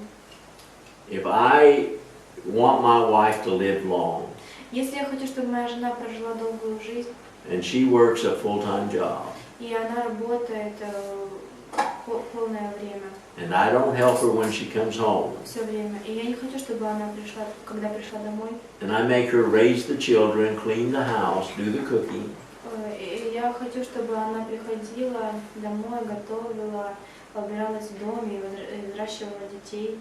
most likely she will die young. Скорее всего, она умрет молодой.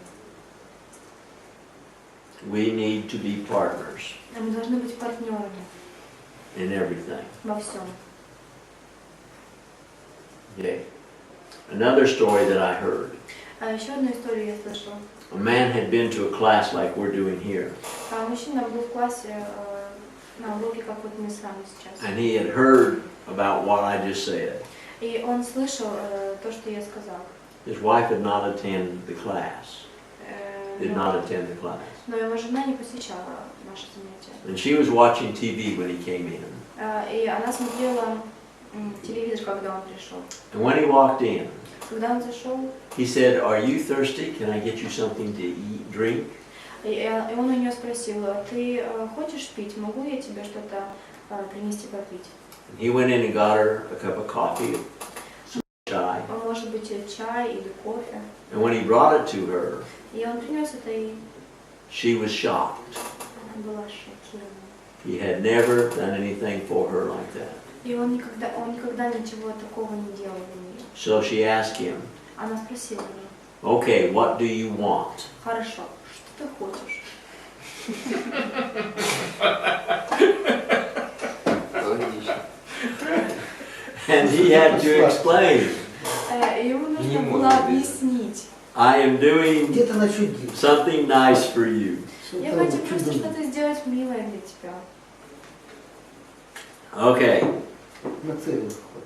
so when we start talking about women, Когда мы начинаем говорить о женщинах, we need to share the job. мы должны делить нашу работу. In Proverbs 31 that we looked at, Притчи, 31 глава, которую мы the рассмотрели, virtuous woman, благочестивая дева. I am sure that the man was a very active man.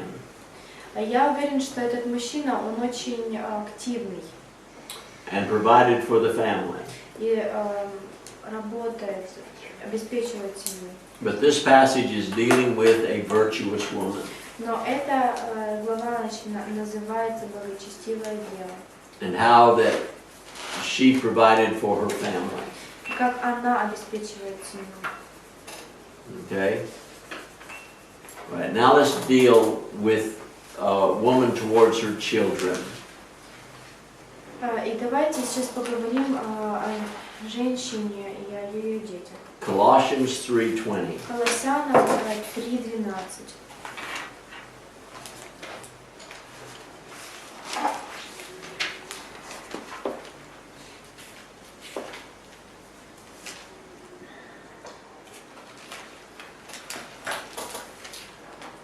Дети, будьте послушны родителям вашим во всем, и поэто благоугодно Господу.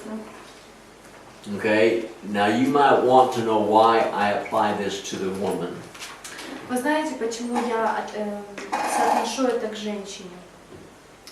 In order for the children to obey the parents,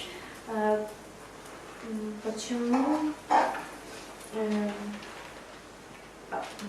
сыновья дети должны подчиняться родителям? what must the parents do? Что должны делать родители? Raise them. Must be honorable, respectful, Должны быть почитаемы и уважаемы. deserve obedience. Быть в почитании. If I punish a child Если я бью ребенка, for my sake and not for the child's sake, это будет хуже мне. Ради себя или ради ребенка? Ради себя или ради ребенка. okay, then will the child respect me? Будет ли мой сын уважать меня, мой ребенок уважать меня? They have to know why I'm disciplining them. Он должен понимать, почему я дисциплинирую его, воспитываю его. And they will obey me out of respect. И он будет уважать меня, почитать меня, не уважая.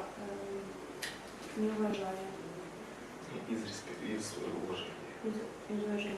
Okay, when my children left home Когда мои дети покинули дом and went to college, и поступили в колледж, I learned a very precious lesson я выучила очень хороший урок. that my children now allow me to be in their life. Что мои дети сейчас хотят, чтобы я участвовала в их жизни. Allow me in their life. Allow это Пускай. да, Пускай их в своей пускали, да, правильно. Да. Пускали меня в своей жизни. My influence Моих обязанностях, моих интересах. okay, is only as much as they allow. Делать то, что делать так, как они мне позволяют. Okay. When they were young, Когда они были молодые, I developed a relationship with them а я строила с ними отношения, that later on чтобы позже would be either good or bad получить хорошие или плохие плоды. and would allow me in their life И они позволили мне быть в их жизни, according to what they want me to have, the influence they wanted me to have. и соответственно с тем, что они хотят, чтобы я, какую роль, чтобы я исполняла в их жизни. Okay, so how I treat my children while they're growing up Насколько я воспитывал своего ребенка, когда он рос, determines how my children will treat me when I get old. так же само, как и воспитывали меня, когда я стал взрослым. Okay, and so when we talk about children obey your parents, Когда мы говорим о том, что дети должны почитать родителям, they have to deserve to be obeyed. дети должны хотеть уважать. Okay, Johnny comes running into the house. Джонни может поубираться в доме. He's 7-8 years old, Ему 7 лет. and his best friend has just told him, И его лучший друг говорит ему: I don't like you anymore. Ты мне больше не нравишься. I hate you. Я тебя ненавижу. Johnny has been playing in the mud, Джонни, пойдем играть там куда-то. covered in mud. В грязь. Давайте покроемся этой грязью. And Mama looks at him, Мама смотрит на него, and she has two choices. и у него есть два выбора. She can say, well, that's just too bad. И она может сказать: ой, это очень плохо. You just need to grow up. Тебе нужно вырасти. Or Или she can take him in her arms, она может дать его в свои руки, as muddy as he is, каким бы грязным он ни был, and say, honey, that's okay, I love you. и может сказать ему: милый, все в порядке, я тебя люблю. The first one is a rejection. Первая реакция.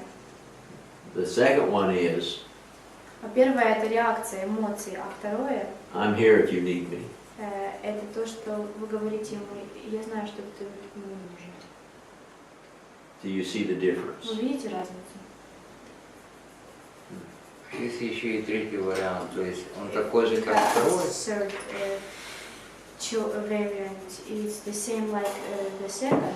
То есть успокоить ребенка. So calm the child. Но потом все-таки объяснить ему, что And then we need to explain why по-другому. do not do it. Не раздражайте.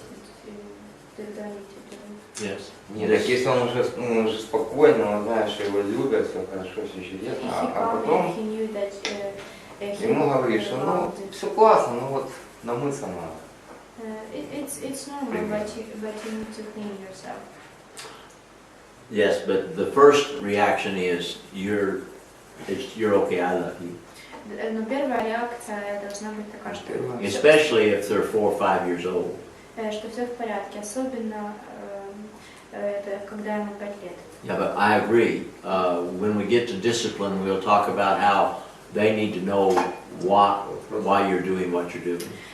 Я согласна, что когда мы воспитываем ребенка, мы должны объяснять ему, почему мы делаем то или другое. Тем более, что это, в принципе, библейский метод. Если мы откроем Откровение книгу, мы увидим, что во всех 7 посланиях So if we open the Revelation, какую главу? Третий. Да, с 3 начинаем, там 7 посланий. It's the biblical method. То Иисус начинает, начать с того, что именно с хорошего, So Jesus started а потом уже указывает на недостатки. with the goodness, and then he will say what you need to change. Yeah, and we will look at that when we get to discipline. Да, и мы должны видеть это, когда мы должны делать это, когда мы воспитываем ребенка. And we will use the example of God and Adam and Eve.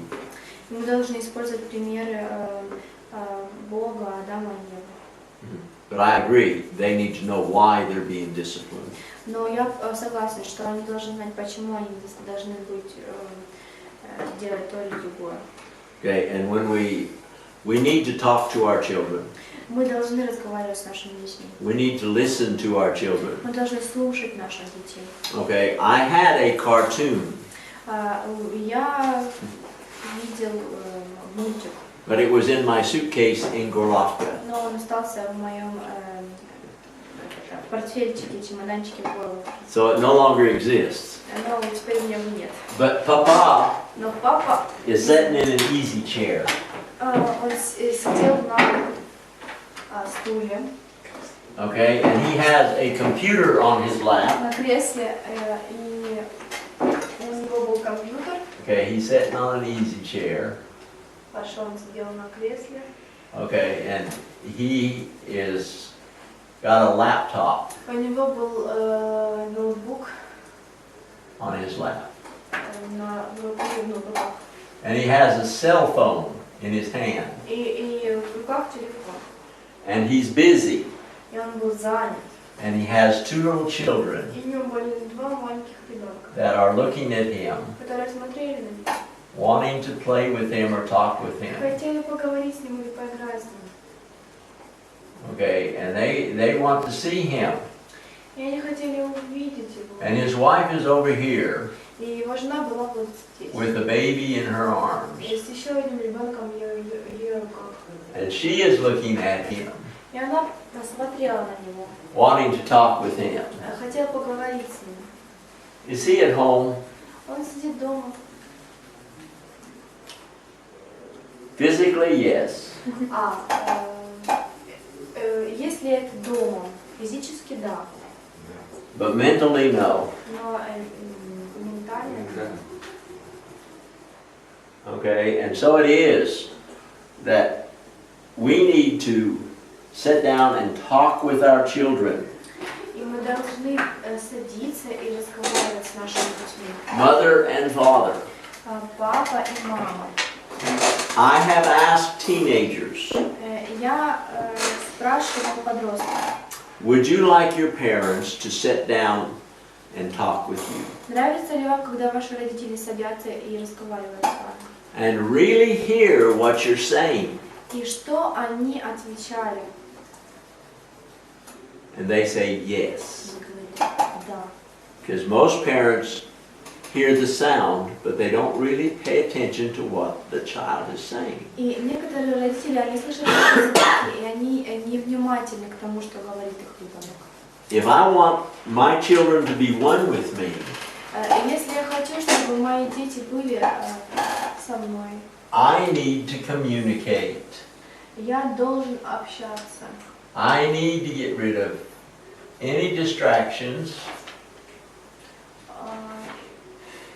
Я должен убрать все то, что мне мешает. And I need to listen, Я должен слушать, to sit down. сесть. All right. That's why we need to eat meals together. Вот почему нам нужно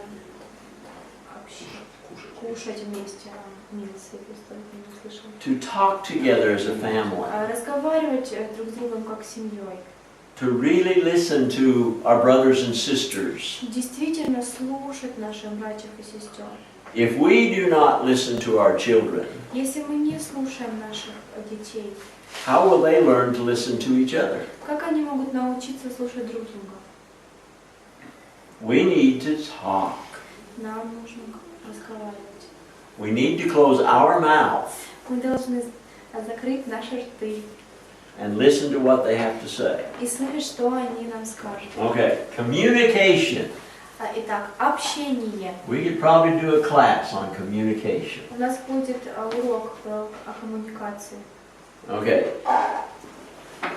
If my wife is talking to me, and watch me, Если моя жена разговаривает со мной, она смотрит на меня. my wife is talking to me, Она говорит со мной.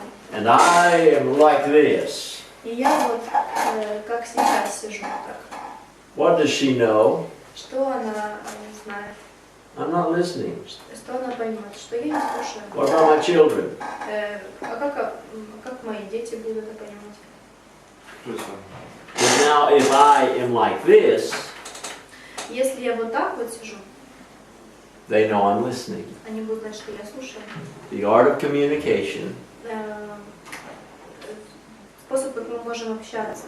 If my wife Если моя жена says something to me, говорит что-либо мне, I need мне нужно to repeat with a summary. повторять самое главное из того, что она говорит. Very simple, Очень легко. but let her know I heard. Но дайте ей знать, что я слушаю. Not, well, yeah, uh-huh, Не вот так вот, ага, okay, ну ладно. no. Eye contact, Я контактирую. okay. We need to listen more than we talk, Мы должны слушать больше, чем мы говорим. okay? And mamas and papas are supposed to communicate with their children. И мама, и родители должны общаться со своими детьми. Some people think that age is, there's an age gap. Некоторые люди думают, что это зависит от возраста. The older people do not understand the younger because of the age. Пожилые люди не понимают молодых из-за возраста. I don't believe that. Я в это не верю. I believe it is a communication gap. Я думаю, что это из-за общения. We're not listening, Мы не слушаем. and they're not listening И они не слушают, because we're not talking. потому что мы не разговариваем. To sit down and find out exactly what it is they're talking about. Не садимся и внимательно не слушаем, что именно она говорит. And asking questions. И не задаем вопросы. Okay. If my wife sends me to the store for ice cream, Если моя жена послала меня в магазин, чтобы купить мороженое, and she says, Jim, I want some ice cream. И она мне говорит: Джим, я хочу мороженое. And I jump up and go out the door real quick. И я вскакиваю, подбегаю к двери и очень быстро иду за Am мороженым. I in trouble? Есть ли у меня проблемы? Да. Yes. I didn't ask what kind. Я сказала нет, а он говорит да. Я не спросил, какое именно. Okay, so Вы что знаете? I asked, You knew everything. what do you want? Я должен был спросить, что ты хочешь? She wants chocolate. Ты хочешь шоколад? I leave. Am I in trouble? И тогда я ухожу. Есть ли у меня проблемы? Yes. Да. I didn't ask how much. Я не спросил, как много ты хочешь мороженого. I need to ask questions. Я должен задавать вопросы. What kind of chocolate? Какой именно How шоколад? much? Как много? What about the brand? А что, какого названия должно быть это мороженое? Okay, I'm not listening. Производитель. Я не слушаю. Okay, it's time for lunch. Время обедать. Bon appetit. Приятного аппетита. Спасибо вам тоже. Thank you. Спасибо. Мне кажется, после... Говорим о матерях And children. и детях. Okay, so we go to 1 Timothy 5. Мы рассматривали с вами 1 Тимофея 5 главу. Okay, verse 14. 14 стих. Прочитать? Yes. Да. Итак, я желаю, чтобы молодые вдовы вступали в брак, рождали детей, управляли домом и не подавали противнику никакого повода к злоречию. Okay, if you will, it shows the duties of a woman. Здесь говорится, что женщина, вдова. But I want to point out exactly the words guide the house. А я хочу поговорить с вами именно о слове вести дом, управлять домом. What does that mean? Что это означает? Быть этой главной курицей. Be the leader chicken. Be the head chicken? Be the head, да. Первым. Hen in the hen house. Да. Okay, what does this mean in regards to the man? А что это означает по отношению к мужчине? Почтение, уважение и боязнь. Respect and fearful. Okay, Это означает, что она должна в доме там, уют там создавать какой-то. It means that То есть у нее это лучше получается. need to make some cozy in the house, make the comfortable achievement in the С house. самого начала у мужчины была задача пойти медведя где-то заводить. Динозавр.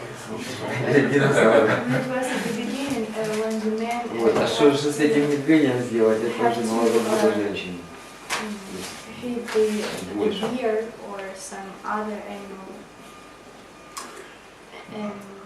the Greek actually means to be the head of or rule a family.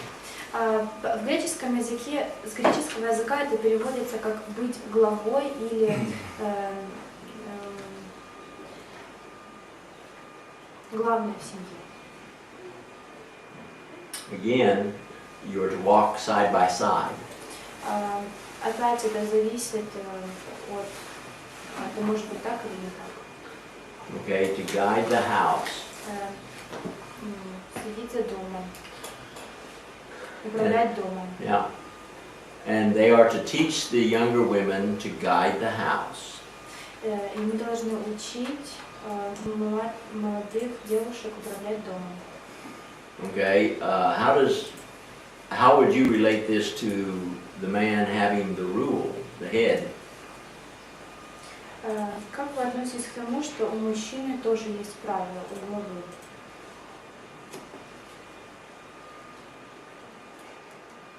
Поручик дома. Да, он как глава, и у него есть тоже правила. Это все совмещено. Просто это управление разного уровня. It's guiding in different levels. Okay, it is specific towards the family or house. Это особенно касается семьи или дома. Virtuous woman again. Опять благочестивое дело. Proverbs 31.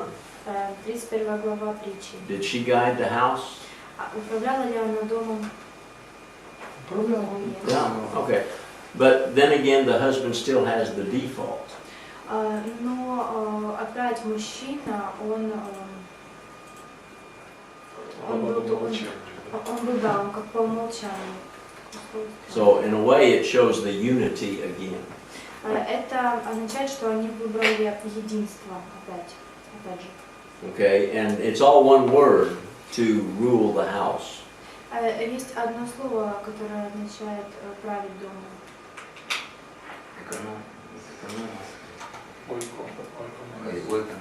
Oikonomos. Oikonomos. Yes. Обычно с экономикой. Ну, экономика, это же ойкономос. Домоуправление. Ну да, ойкос это ж вообще дом. Да, номос Ойкос управляет. это Домоспорядження. Okay, and so we find a responsibility to the children. И мы также должны иметь ответственность за детей. Okay, now let's go to Titus Давайте 2, 4, and 5. Titus 2, 4, and 5. Chapter 2, Титу, 2 глава, 4 and 5. 4-5. Чтобы вразумляли молодых любить мужей, любить детей, быть целомудренными, чистыми, попечительными о доме, добрыми, покорными своим мужьям, да не порицается Слово Божие. Okay. Actually, I guess we needed 3, Я думаю, что нам нужно 3. where it says the aged women are likewise. Чтобы Старицы также одевались прилично себе. Okay, so the they of verse 4 are the aged women. То есть они вот как старцы, женщины, Okay. как старицы. What are the older women to teach the younger women? Чему должна учить взрослая женщина молодую? Тому, что написано в этом стихе. What is said in 5th verse. Okay. But also in verse 4, Но также и в 4 стихе. that they are to be serious, Чтобы они были серьезными, to love their husbands, любили своих and to мужей, love their children. и любили своих детей. Okay. We need to teach our children how to love their husbands and their children before they have them. И мы должны учить наших детей любить своих мужей и своих детей до того, как они у них появятся. Okay, and so by example is the greatest way.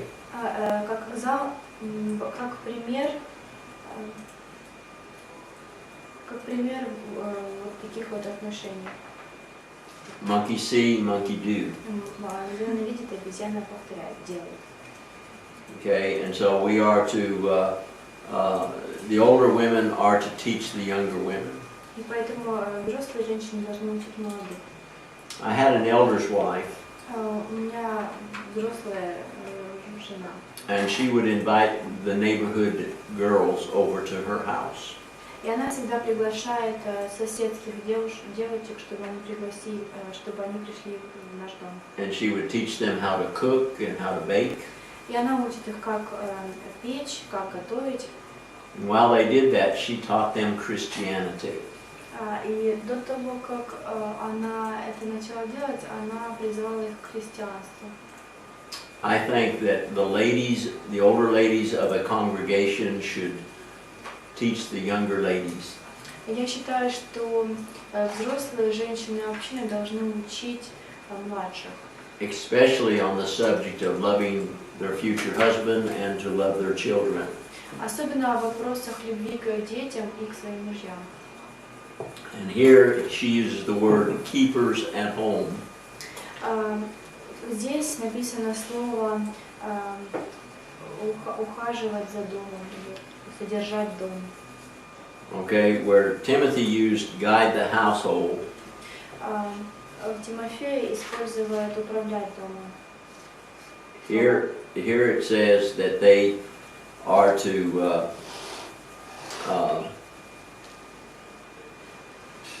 my mind just went blank.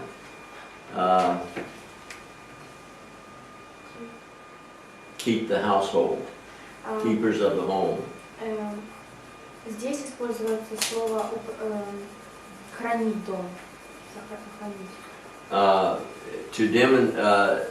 To keep the house. Хранить дом. Men, Мужчина. I have known some men that thought they could tell their wife where to hang all the pictures, what color to paint the room. Я не думаю. I've known some men that thought they could tell the women how to paint the room. Я знаю одного мужчину, который говорил своей женщине, как нужно покрасить комнату. I found myself in trouble Я думала о себе. when I walk in the house О проблемах, когда я вхожу, о тех проблемах, and my wife says, проявляется, когда я вхожу в дом. "Do you see anything different?" И моя жена спрашивает меня: ты видишь какие-то изменения? I'm in trouble. И мы тогда появляются проблемы. I don't care what she puts on the walls. И мне все равно, что она там повесила на стены. I try to real quick figure out what she did different. Я пытаюсь быстро сообразить, что она поменяла здесь. Hey, I let her take care of the house. Я позволяю ей заботиться о доме. Now many times she asks me. И много раз она спрашивает меня. And we talk about it. Она спрашивает меня, как лучше, и мы говорим об этом. But basically that's her job. Но вообще-то это ее работа. And I let her take care of that. И я позволяю ей заботиться об этом. And there are some times when I say, well, I like this. И есть времена, когда я говорю, что мне нравится вот это больше. But basically, I let her take care of those things. Но изначально я ей позволяю брать заботу об этом, заботиться об этом. Okay, so the older women are to teach the younger women. Итак, взрослые женщины должны учить младших. In verse 6, И в 6 стихе they are to exhort the young men to be sober-minded. прочитай его, пожалуйста. 6. Да. Юноши также увещевай быть целомудренными. Okay, and that's in the context. И вот мы видим это в контексте. Okay, it goes on and talks about in all things showing thyself a pattern of good works. И также говорится и в 7 стихе, что они должны показывать себя, как прочитаем. Во всем показывая себе образец добрых дел. Okay, there is a saying. Это одно и то же. The hand that rocks the cradle. Что мы должны... The hand that rocks the cradle. Что мы должны, когда мы держим ребенка на руках. Rules the world. Мы управляем... человек, который держит ребенка на руках, управляет миром. Okay. When you look at the Muslim family, если вы посмотрите на семью Моисея, the women are just as responsible as the men у женщин есть такие же права, как и у мужчин. for what they do. И что они делают. Okay. They will, the Muslim, мусульманскую семью, что у них наоборот, неравноправие в семье. Okay, the Muslims will put their wives and children out front. И мусульмане отодвигают своих жен и детей дальше от себя. But the mothers are just as fanatical as the fathers. Но женщины такие же фанатичные, как и их отцы. Okay, do you know in the Old Testament when God would wipe out a whole society? Вы помните в Ветхом Завете, когда God wiped out a whole society. He killed all of the children and the parents. Когда Он убил все общество, когда Он убил всех отцов и всех детей. He had to get rid of the idolatry. Он хотел создать, опять воссоздать нацию. In order to do that, И когда Он это сделал, he had to get rid of the mamas and children as well. И Он вернулся опять к детям и мамам опять. Okay, now that's not something that a lot of people will accept. Это не то, что не о том, чем полагают многие люди. Okay, but the women have just as much influence as the men. Но у женщины есть такие же полномочия, как у мужчин. And the children have already been trained in these doctrines. И дети также должны быть воспитываемы в наших общинах. That's how powerful the mama is. Так же, как и мама должна быть воспитана. Any questions about mamas towards children? Есть какие-то вопросы о мамах в соотношении с детьми? Okay, now let's go to the responsibility of the woman as a wife. Давайте посмотрим на полномочия женщины как жены. Again, 1 Corinthians 7. Опять 1 Коринфянам 7 глава. Okay, both husband and wife are to make sure the other one is satisfied. Когда говорится, что which verse? Verses 2 through 5. Со 2 по 5 стих. We've already looked at this. Мы уже смотрели об этом. So we understand the responsibility of a wife. Мы понимаем ответственность жены. Neither one of the partners can say, "Oh, honey, not tonight. I have a headache." И некоторые говорят своим женам: "О, нет, не сегодня, у меня сегодня болит голова." Okay. Now let me explain this. Позвольте мне вам это объяснить. Это плохая оговорка, потому что секс как раз именно и избавляет от головного боли. Сейчас я попробую красиво сейчас перевести. What did he say? Сейчас. Second. Не, ну это правда. Я думала, это глухая. It's the bad excuse because sex go treatment for our headache. Okay. Good treatment, yes. Да, хорошее лечение, да.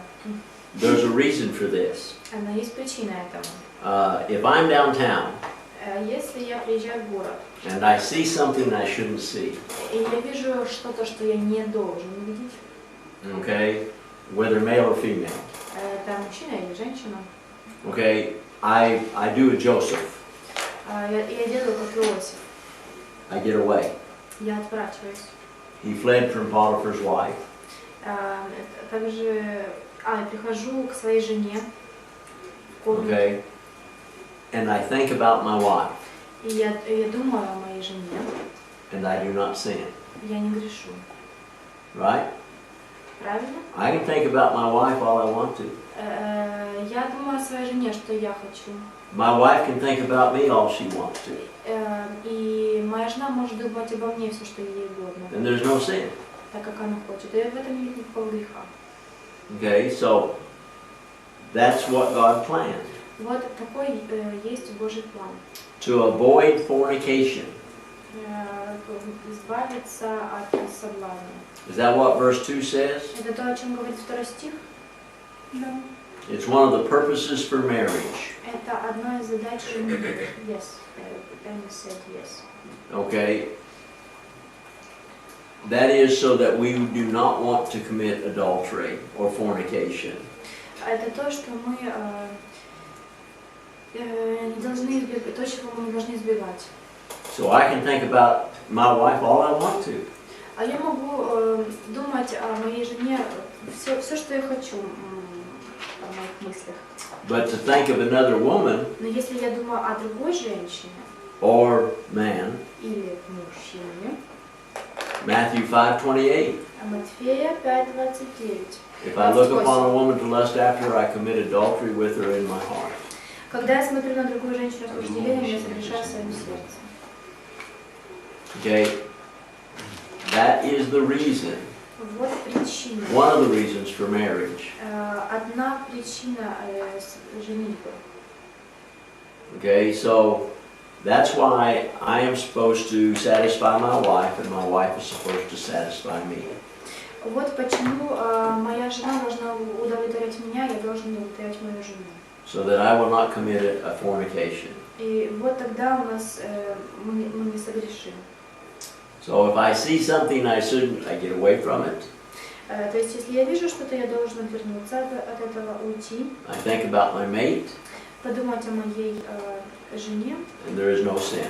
В этом нет никакого греха. Okay, now, what about teenagers Итак, or people that have never been married? давайте поговорим о людях, которые не были никогда женаты. How can they think about sex and not sin? Как они могут думать о сексе и не грешить? Now we know Мы знаем, that when you fall in love, когда мы любим, that you know about sex. вот, You think about sex. мы думаем о сексе. Okay, but how do you keep from sinning? Как мы можем отойти от греха? This is very important to teach your children. Это очень важно. Этому очень важно научить ваших детей. Брать какие-то топоры и начинать дрова рубить. Ну, как Челентано делал. Like Челентано did. Do what? Like Челентано did in those films. Сейчас я переведу, простите.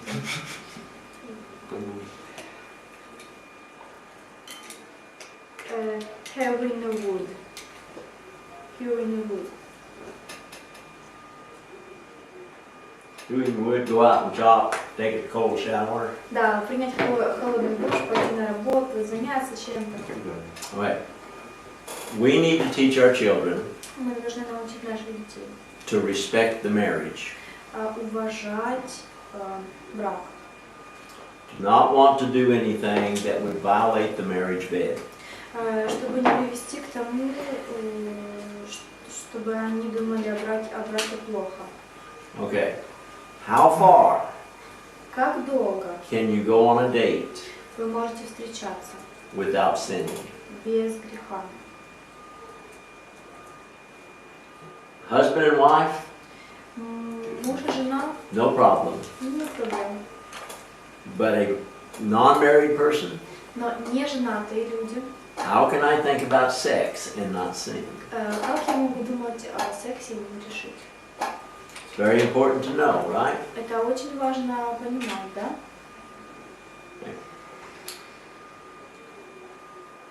Is it wrong to kiss? Неправильно ли целоваться? Is it wrong to hold hands? Неправильно ли держаться за руки? Is it wrong to put your arm around each other? Неправильно ли это, когда мы обнимаем друг друга? What's the answer? Какой ответ? Что здесь писано? What's Bible said about it? Okay.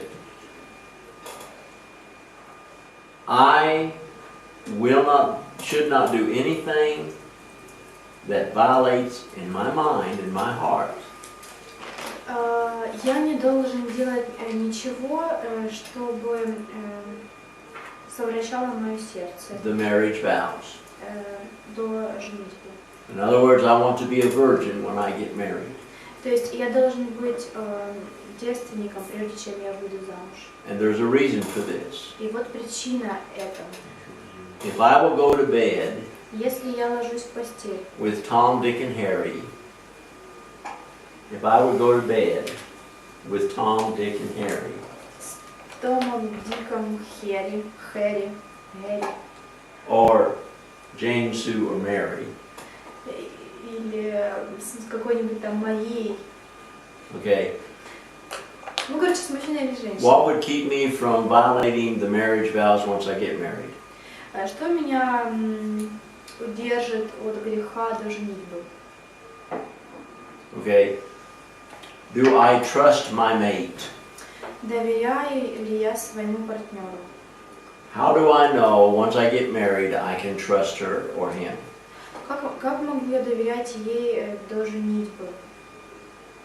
Because they were faithful to the marriage vows before we got married. Потому что она была верующей до того, как мы начали встречаться. Does that make sense? Имеет ли это значение? Okay. I can think about what it's going to be like when I get married. Я могу думать о том, что будет происходить, когда мы выйдем замуж, когда мы женимся. But I do not want to violate that marriage. Но я не хочу пачкать наш брак, не хочу, чтобы наш брак был неправильным. So if holding hands Если мы держимся за руки, makes me want to violate, и это меня подталкивает к греху, the marriage vows, то тогда наш брак неправильный. then I should not hold hands. Значит, мы не должны держаться за руки. Now, if I can hold hands and not want to violate the marriage vows, И если мы держимся за руки, и это нас никак не привлекает, and the person I'm with и человек, которым я являюсь, can hold hands and not violate the marriage vows, держит за руку другого человека, и это его не совращает, then it's okay to hold hands, значит, это нормально, что мы держимся за руки. or even to hug. Или даже обниматься. But I need to know how far I can go without wanting to violate the marriage vows. И я не знаю, как много мне нужно, чтобы не совратиться до женитьбы. If I can kiss Если я могу поцеловать without violating the marriage vows, без совращения своего сердца, okay, there you got to start being careful. значит, вы должны быть осторожны. Make sure you know whether your mate, your future mate, or you do not want to violate the marriage vows. Убедитесь в том, что никто из вас и ваш партнер, он не совращается в сердце. You do not want to sin. Вы не должны хотеть грешить. But you are going to think about sex, Но когда вы начинаете думать о сексе, but in its proper setting. In its proper setting when you get married. но когда вы выйдете замуж уже, Okay, does that sound biblical? это звучит по-библейски. Okay, we put to death the deeds of the flesh. Мы убиваем свою плоть, уничтожаем ее. Okay, and that is so that we do not violate the marriage vows.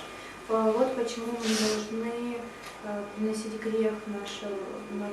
But you and I both know, Но вы и я, мы оба знаем, before you get married, до того, как мы выйдем замуж, you think about sex, мы думаем о сексе. but it's how you think about it Но как мы думаем об этом? that makes the difference. Вот в чем разница. Okay, I do not want to violate the marriage bed. Я не хочу осквернить нашу брачную кровать, Okay, постель. and this is also part of the wifely's duties to avoid fornication. Вот почему это женская обязанность об этом говорить. And marriage И свадьба, брак, is to keep my wife and me from wanting to go outside the marriage. To keep us from committing fornication. И свадьба – это то, что удержит нас от греха, будущего греха. I wish I had known this Я хотел бы знать это, when I was a teenager. когда я был подростком. I felt guilty, Мне жаль. even though I never violated the marriage vows. Я сожалею о том, что я не заботился о нашей чистой постели. Okay. Has she translated this properly? Правильно ли я перевела? Правильно ли она перевела? Он спрашивает. Do you understand? Поняли ли вы то, что он хотел сказать? Okay. So, just as the man is responsible to please his wife, so it is for the woman to please her husband. Так же, как и женщина должна быть ответственна за своего мужа, так и муж должен быть ответственен за свою жену. Okay, now let's go back to Ephesians 5. А давайте вернемся к Ефесянам 5 главе. And let's look at the passages that deal with the woman. И посмотрим на главы, которые относятся к женщине. 21 and 22. 22-23. 21-22. Ephesians 5. 21 and 22. Повинуясь друг другу в страхе Божием. Жены, повинуйтесь своим мужьям как Господу. Okay, remember verse 21 is to the church. Помните, что 21 стих относится к церкви. But wives are to submit themselves to their own husbands. Но жены должны повиноваться своим мужьям. Now a lot of people leave that word own husband out. Но некоторые убирают это слово own. Own это означает собственным, своим собственным мужьям. Okay, this does not say submit yourself to all men. Здесь не сказано своему мужчине. Okay, the worship service is dealt with in different passages.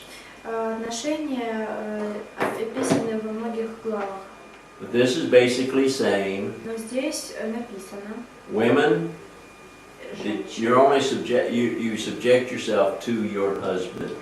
Должна подчиняться своему мужу. Okay, and I cannot emphasize that once you get married, Я не могу вас уберечь от того, что вы хотите выйти замуж. Papa no longer has the power he had. И у отца тогда теряется его полномочия, которые были у него. Okay, and women are to submit themselves to their own husbands as they do to Christ. И женщина должна относиться к своему мужу, так как он относится ко Христу. Okay, so this is the relationship God has built for us. Now go down to verse 24. Это вот что говорит Бог об отношениях нам здесь. Давайте повернемся к стиху 24. Но как церковь повинуется Христу, так и жены своим мужьям вообще. Okay, again, their own husbands. И опять своему мужу. Okay, and again in everything. Опять и во всем. Okay, and we're talking again of one mind, one heart, one soul. И мы опять говорим об одном сердце, одной душе и одних мыслях. Now go down to verse 33. Давайте опять к 23 стиху вернемся. Read that. Прочитайте его. 23. Потому что муж есть глава жены, как и Христос глава церкви. И он же спаситель тела. The woman is to do what to her husband? Что должна делать женщина своему мужу, по отношению к своему мужу? Повиноваться. Suggestion. Okay, to respect, Уважать. to be in awe of, to be reverence, Будь покорной. And I think your text says fear. И в нашем тексте может быть написан страх. Страх там написан в 23 стихе. What it means is reverence. Повинуйтесь. Yeah, it's the same word, reverence. Right. Okay, so again it comes back to respecting each other. Опять мы вернулись к тому, что мы должны уважать друг друга. Okay, now let's go to Colossians 3:17 and 18. Колоссянам 3 глава 17-18. И все, что вы делаете словом или делом, все делайте во имя Господа Иисуса Христа, благодаря через Него Бога и Отца. Жены, повинуйтесь мужьям своим, как прилично в Господе. Okay, again, notice that verse 18 says to your own husbands. Опять здесь говорится, чтобы мы повиновались своим мужьям. It makes it very clear. Это здесь очень чисто описано. Okay, now let's go to 1 Peter. Давайте к 1 Петра обратимся. You'll notice we're looking at the passages that we looked at for the men, only now we're looking at the women passages. Здесь мы рассматривали главы, касающиеся мужчин, и сейчас мы посмотрим главы, которые касаются женщин. Okay, 1 Peter 3:1-6 we've read. С 1 по 6 стих, который мы читали, посмотрим. Notice that in verse 1 it says, be in subjection to your own husband. В первом стихе написано быть в подчинении своим мужьям. Okay, and verse 1 says, so that it might win your that the conversation of the wife might win their husband to the Lord. И в первом стихе написано, чтобы... В третьем стихе написано то, что я перед этим говорила. В первом стихе написано, что мы должны повиноваться ему, как жены, мужья повинуются Господу. Because they watch, verse 2, they watch your chaste conversation. Потому что во втором стихе написано, они... Читайте его. That it is supposed... Когда увидят вашу чистую жизнь. Да, чтобы увидели вашу чистую жизнь. Okay, and that it is the inward person that we worry about, not the outward person. И вот это вот та личность, которой мы должны заботиться, чтобы мы такими должны быть. Okay, verse 5 talks about the holy women of the Old Testament. 5 стих говорит о святых девах в Ветхом Завете. And that they were in subjection to their own husbands. Что они были в подчинении своим мужьям. Even as Sarah obeyed Abraham. И как Сара повиновалась Аврааму, calling him Lord. Называя его господином. My wife says, моя жена говорит, I will tell you I love you. Я скажу тебе, я люблю тебя. And I will obey you. И я буду подчиняться. But I'm not going to call you Lord. Но я никогда не назову тебя господином. By action she does. Но вообще-то она не знает. And she's kidding. Она просто шутит, издевается.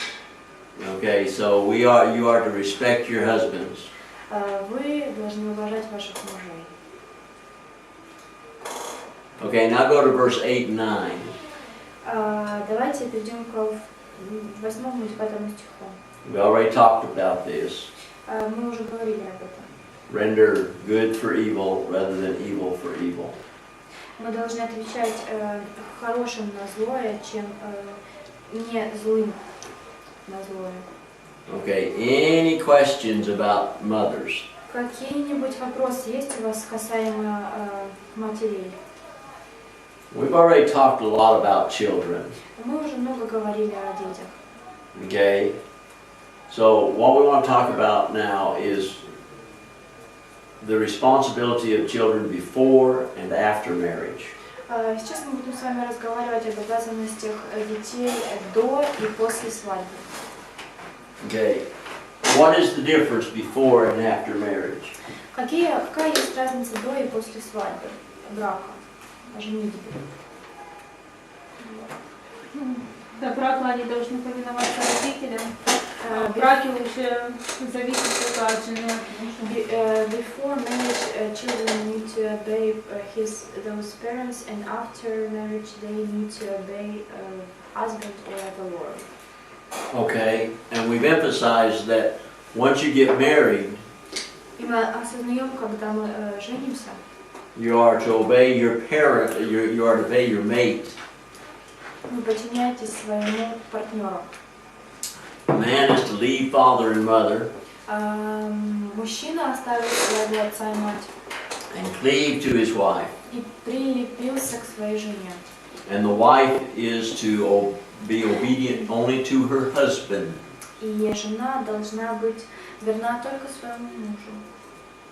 Okay, you are to be one, become one. И вы стали одним целым. Okay, now you also have a responsibility towards your parents. И также вы должны иметь ответственность за своих родителей. Have we covered that sufficiently? Мы должны их охранять, защищать.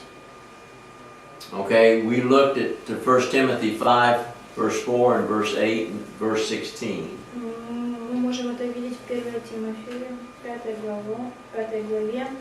That we are to take care of our parents. Что мы должны заботиться о наших родителях. Well, let's go back and look at that again. Давайте вернемся и опять прочитаем.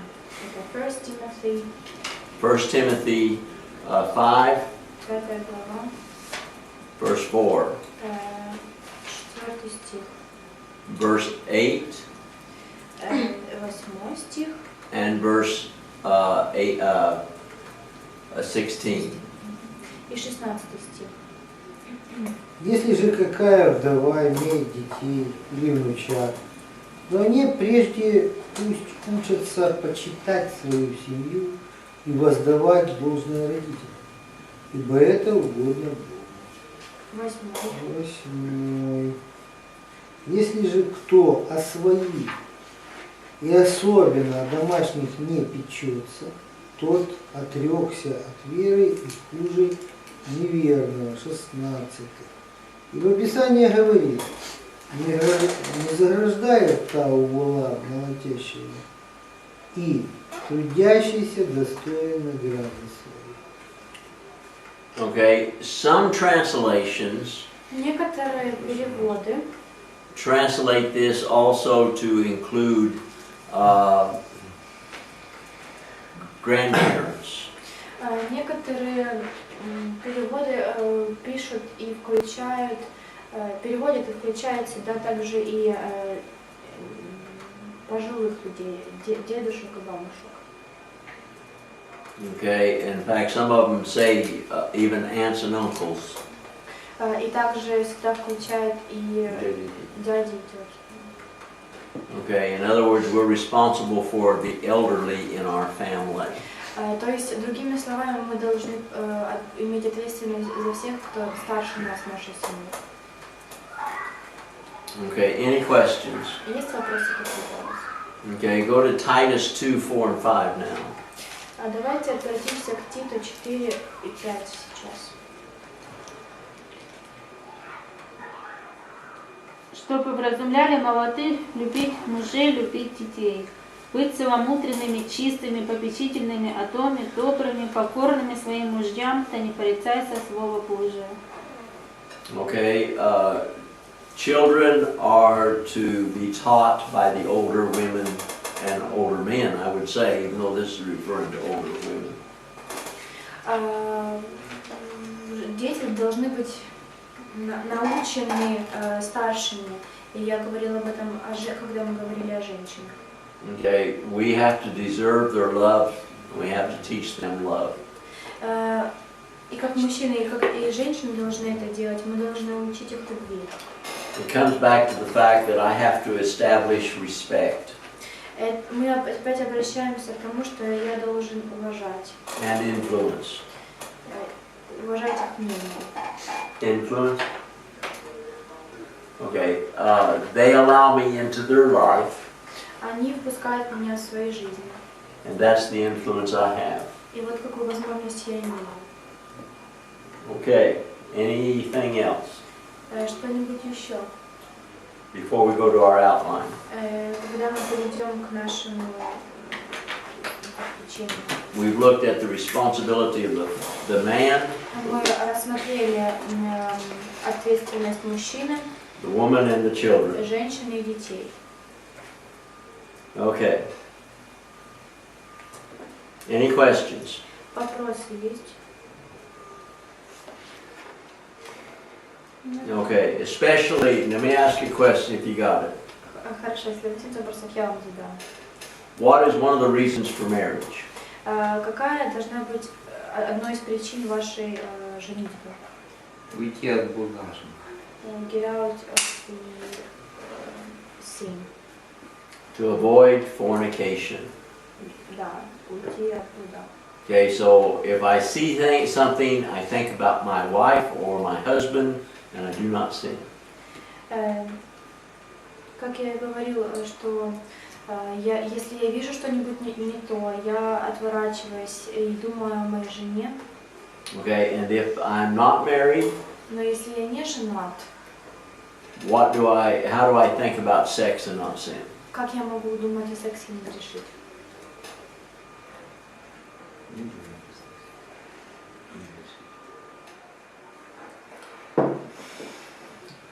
What's the answer? Какой ответ? Надо бояться потерять,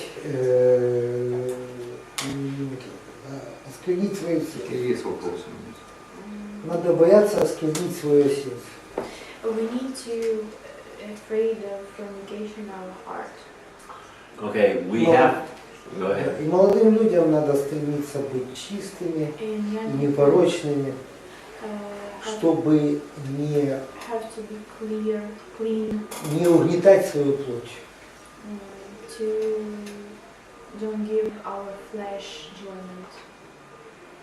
In other words, we need to respect the wedding vows. Другими словами, мы должны уважать нашу клятву. And the wedding and the marriage bed. И наше ложе, свадебное ложе. So even though I think about sex, И даже когда я думаю о сексе, I won't do anything that will cause me to want to go beyond the wedding bed, to violate the wedding bed. И как бы я не хотела осквернить наше ложе. Okay, do you understand? Вы понимаете?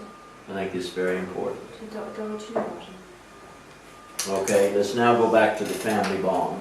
Давайте вернемся еще раз к семейным узам. Now you understand that you need to study this outline on your own. Вы должны еще раз изучить это все, эти все главы, ссылки. Okay, and if it's on the test, если это будет в тесте, if you know where it's at in the outline, then you have the answer. Если вы будете знать все эти ссылки, у вас будут ответы. Вы Okay. будете знать ответы. God has always had the family in mind. У Бога всегда была семья, была всегда задумана семья в голове. The first family, of course, was the first two people created.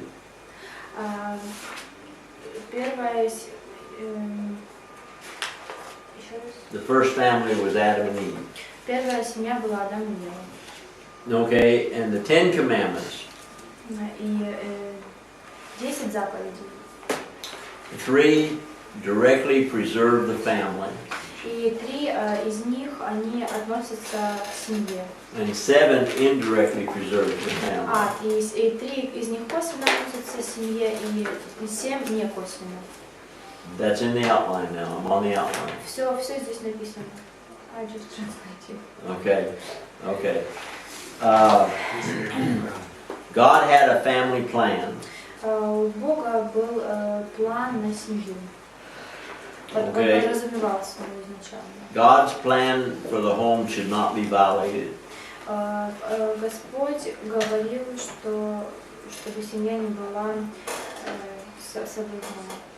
We can't pray for anything unless we are right with one another.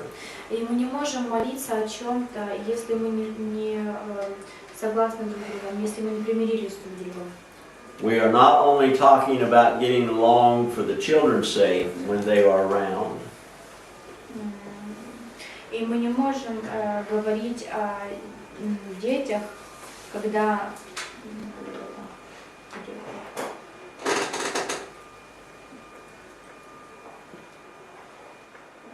Number 1 or 2. мы не говорим о том, что родители ладили друг с другом ради детей, находящихся где-то поблизости. God says, I have only one prayer I want to hear. Бог говорит, у меня есть только одна молитва, которую я хочу слышать от тебя. I'm sorry we have not sat down and gotten our lives right with your plan.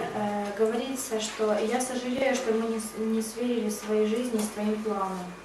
Okay, so we need to sit down with our mate. Итак, мы должны садиться со своими парами, Get right with God. Своим партнером, согласовать это с Богом. And each other. И с друг другом. Okay, now we're going to look at B, a look from the teenage perspective of the family bond. Мы сейчас говорим о части Б, взгляд со стороны подростка на семейные узы. Teens are in the middle. Вот подросток находится посередине.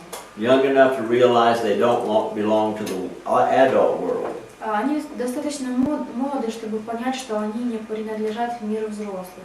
They are not old enough to be part of it, yet old enough to be able to see and admit what it's about. Они могут объективно судить о мире взрослых. Они недостаточно взрослые, чтобы быть частью его, однако достаточно взрослые, чтобы видеть и понимать его таким, какой он есть. A young child can see and perceive, but he can't speak it back like a teenager. Ребенок помладше может видеть и воспринимать, но сказать об этом не может. Подросток же может это. Okay, Galatians 5:19 through 21. Галатам 5:19-21. The lack of unity in the home Недостаток единства в доме can have a profound effect on an adult as well as a child. Может оказывать огромное влияние как на взрослого, так и на ребенка. The child's character begins to form before prenatal, before birth. Характер ребенка начинает формироваться еще до его рождения. The raising of a child begins 10 to 20 years before its birth. И воспитание ребенка начинается еще за 10-20 лет до его рождения. Hey, let's go to Galatians 5 now. Давайте откроем Галатам 5 главу сейчас.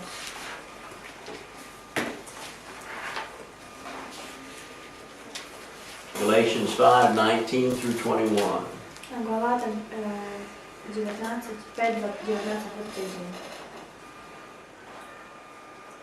Is there anything in this list that does not cause problems in the family? Есть ли что-то в этом списке, которое не причиняет проблем, не создает проблемы в семье? Each item by themselves can devastate a family.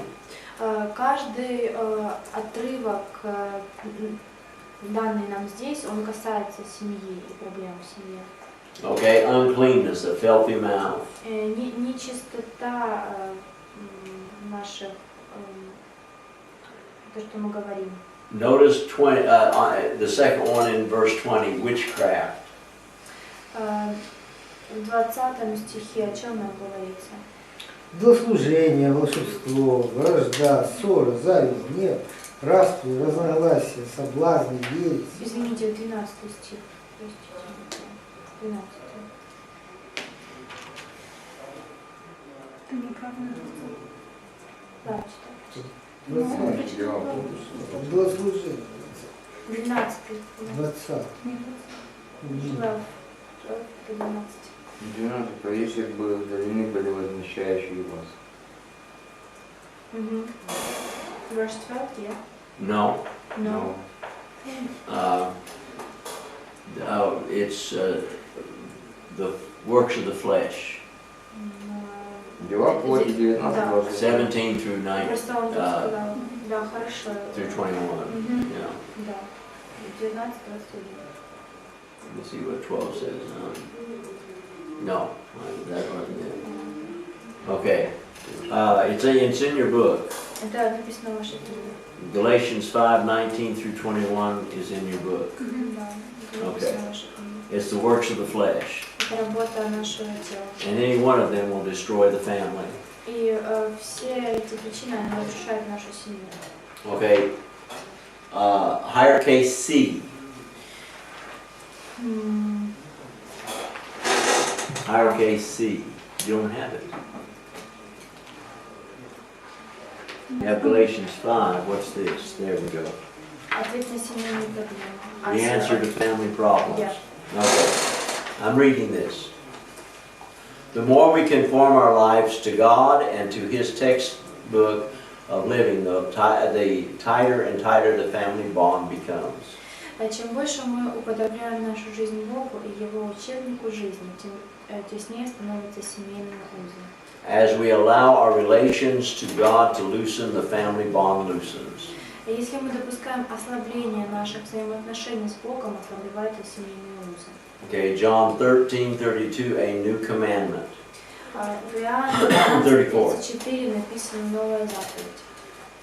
That is, don't love one another as you love yourself, but love others as I have loved you. Не любите друг друга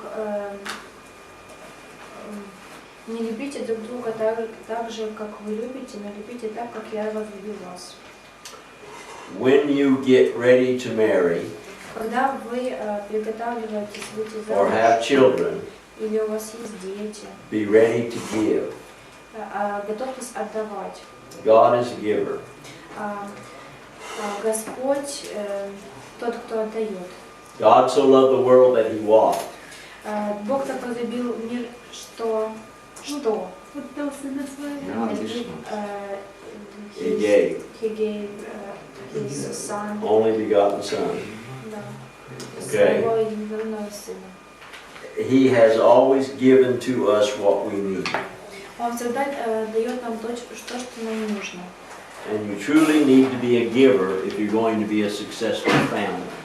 И вы действительно должны быть, вы должны отдавать, чтобы иметь счастливую семью, успешную семью. Okay, let's go to James 3. It's not in the book. Давайте откроем Иакова 3 главу. We've already looked at this once. Мы уже открывали однажды эту главу. Okay. Read verse 13 30 стих, прочитайте, пожалуйста. through 16. С 13 по 16.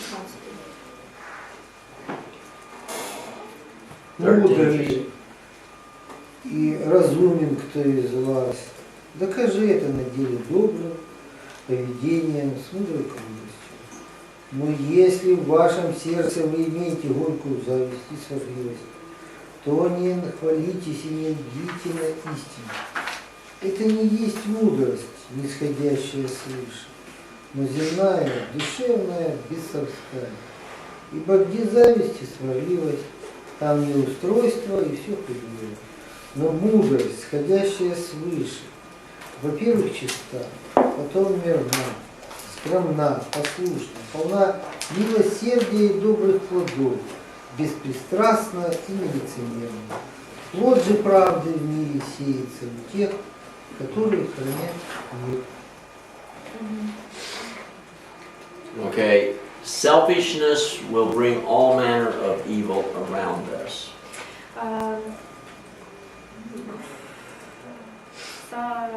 Самолюбство, оно отражает мир, который вокруг нас.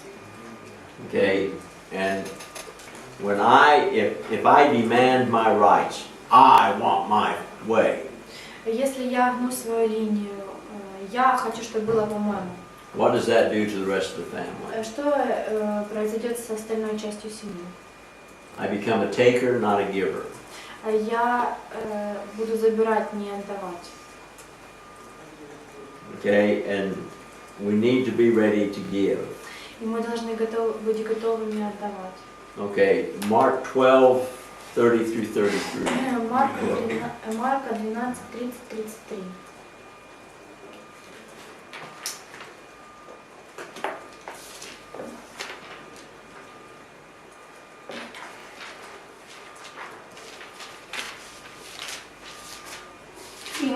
Господа Бога твоего всем сердцем твоим, и всею душою твоею, и всем разумением твоим, и всею крепостью твоею. Вот первая заповедь.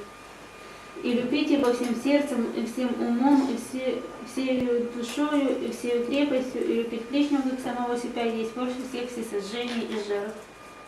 Okay, we give everything to God. Мы отдаем все Богу.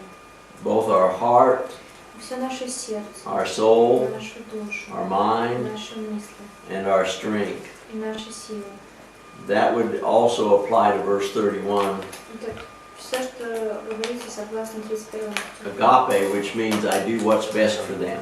Агап, это что означает, я делаю самое лучшее для меня. I am not selfish. Я не собственник. Okay, Philippians 2:3. Филиппийцам 2:3.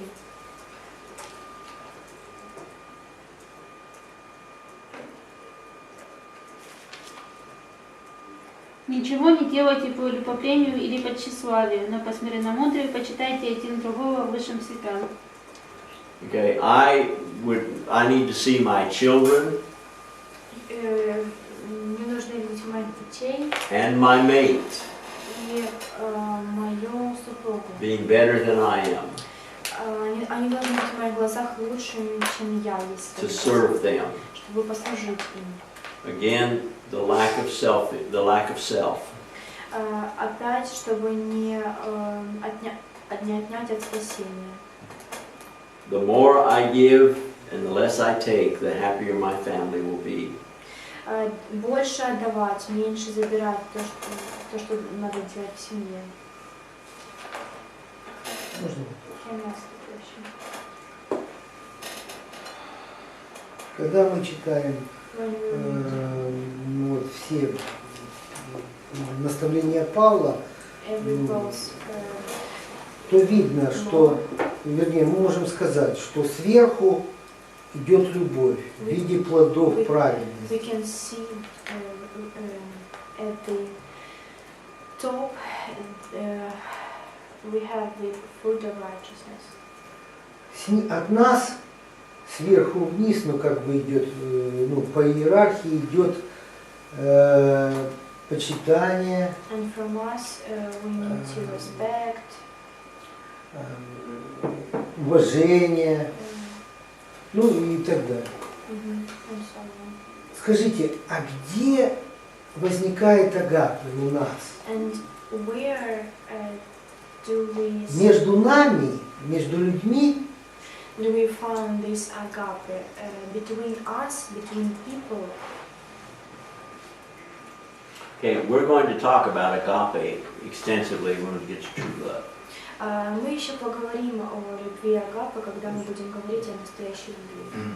Во всяком случае, в этих двух заповедях и там стояло слово агапетай.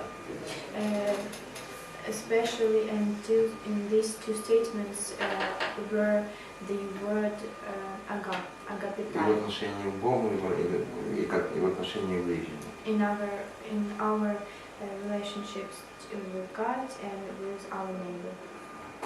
В иврите, кстати, тоже соответственно агавата, то есть это то же самое.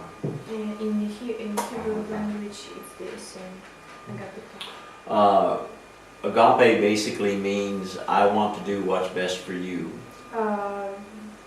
Изначально агапе означает я хочу сделать для тебя самое лучшее. And it has nothing to do with anything for me. И ничего не для себя сделать, а для вас. We will talk about that when we get to the outline on love. Мы еще поговорим об этом, когда будем говорить о любви. Okay. Roman numeral number 2. Римлянам 2. What we lose when the family bond is broken. Что мы теряем, когда мы теряем семейные узы? We lose the right to discipline in the eyes of the other members of the family. Мы теряем право наказывать в глазах других членов семьи. Now, we're going to talk about discipline later, so I'm not going too much into this right now. Мы не будем говорить сами о телесном наказании сейчас. So I'm going to skip over all the proverb passages. Я просто хотела сказать, о чем говорят притчи, страницы притч. Okay, but we are not to provoke our children to wrath, Мы не должны раздражать наших детей, nor to discouragement. Раздражать их. How do we do or do not make it work? Каким образом мы способствуем или препятствуем этому? If we do it with love and not selfishness, the child does not question it. Если мы делаем это с любовью, а не из чувства эгоизма, у ребенка не возникает вопросов к этому. They know they are accepted, but their actions are not. Они знают, что их либо любят, либо что и любят их, а не их действия. Your actions say I love you, but this conduct has got to go. Ваши действия говорят, я люблю тебя, но я должен это сделать, чтобы они дать им знать. When the family bond is there, they know they are accepted.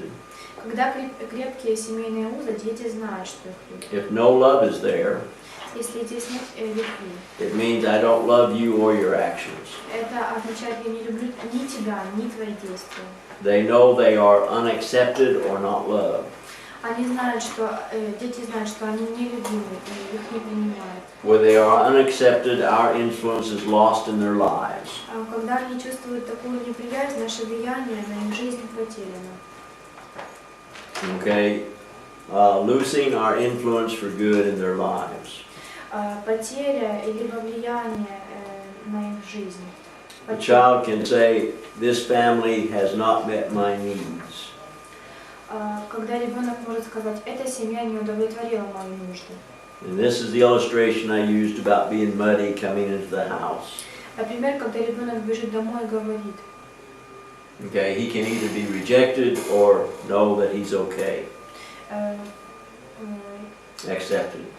Если мать и отец любят его, он может пережить это с их помощью. Если не любят его, ответить дважды. Okay, Roman numeral number 3.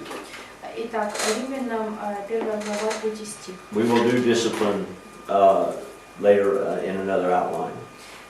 Мы поговорим об этом в заключении, да, после текста. Loneliness can be found in the crowd. Одиноким можно чувствовать себя и в толпе, и в семье. And the family. И в семье. You can be lonely even if there are a lot of people around you. Вы можете быть одиноким, даже если много людей вокруг вас. It's very important in our growth that we learn to get along with people. Это очень важно для нашего роста, чтобы мы научились ладить с людьми. Okay. Number 1. Номер 1. To know the trust of deep attachment, one must entrust himself to others. Чтобы познать доверие глубокой привязанности, нужно доверять другим. In order to be loved, you need to love. И чтобы любить, вы должны первые любить. In order to have a friend, you need to be a friend. Если вы хотите дружить, вам нужно быть другом. Okay, we've already looked at Philippians 2:3, esteem others better than yourself. И мы можем посмотреть на Филиппийцам 2:3, почитайте других лучше на себя. Philippians 2:12, Или Филиппийцам 2:13, work out your own salvation with fear and trembling. совершайте свое спасение со страхом и трепетом. The inability to do so robs one of the affections one needs so desperately. Неспособность к этому лишает человека привязанности, которых он так отчаянно нуждается. Unable to open oneself to others in a caring and loving way causes one not to experience the love and affection of others, which would give him a sense of well-being and worth.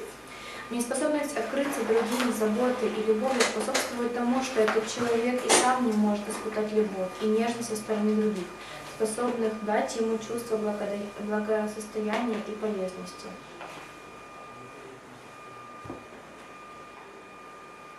When I come home Когда я прихожу домой,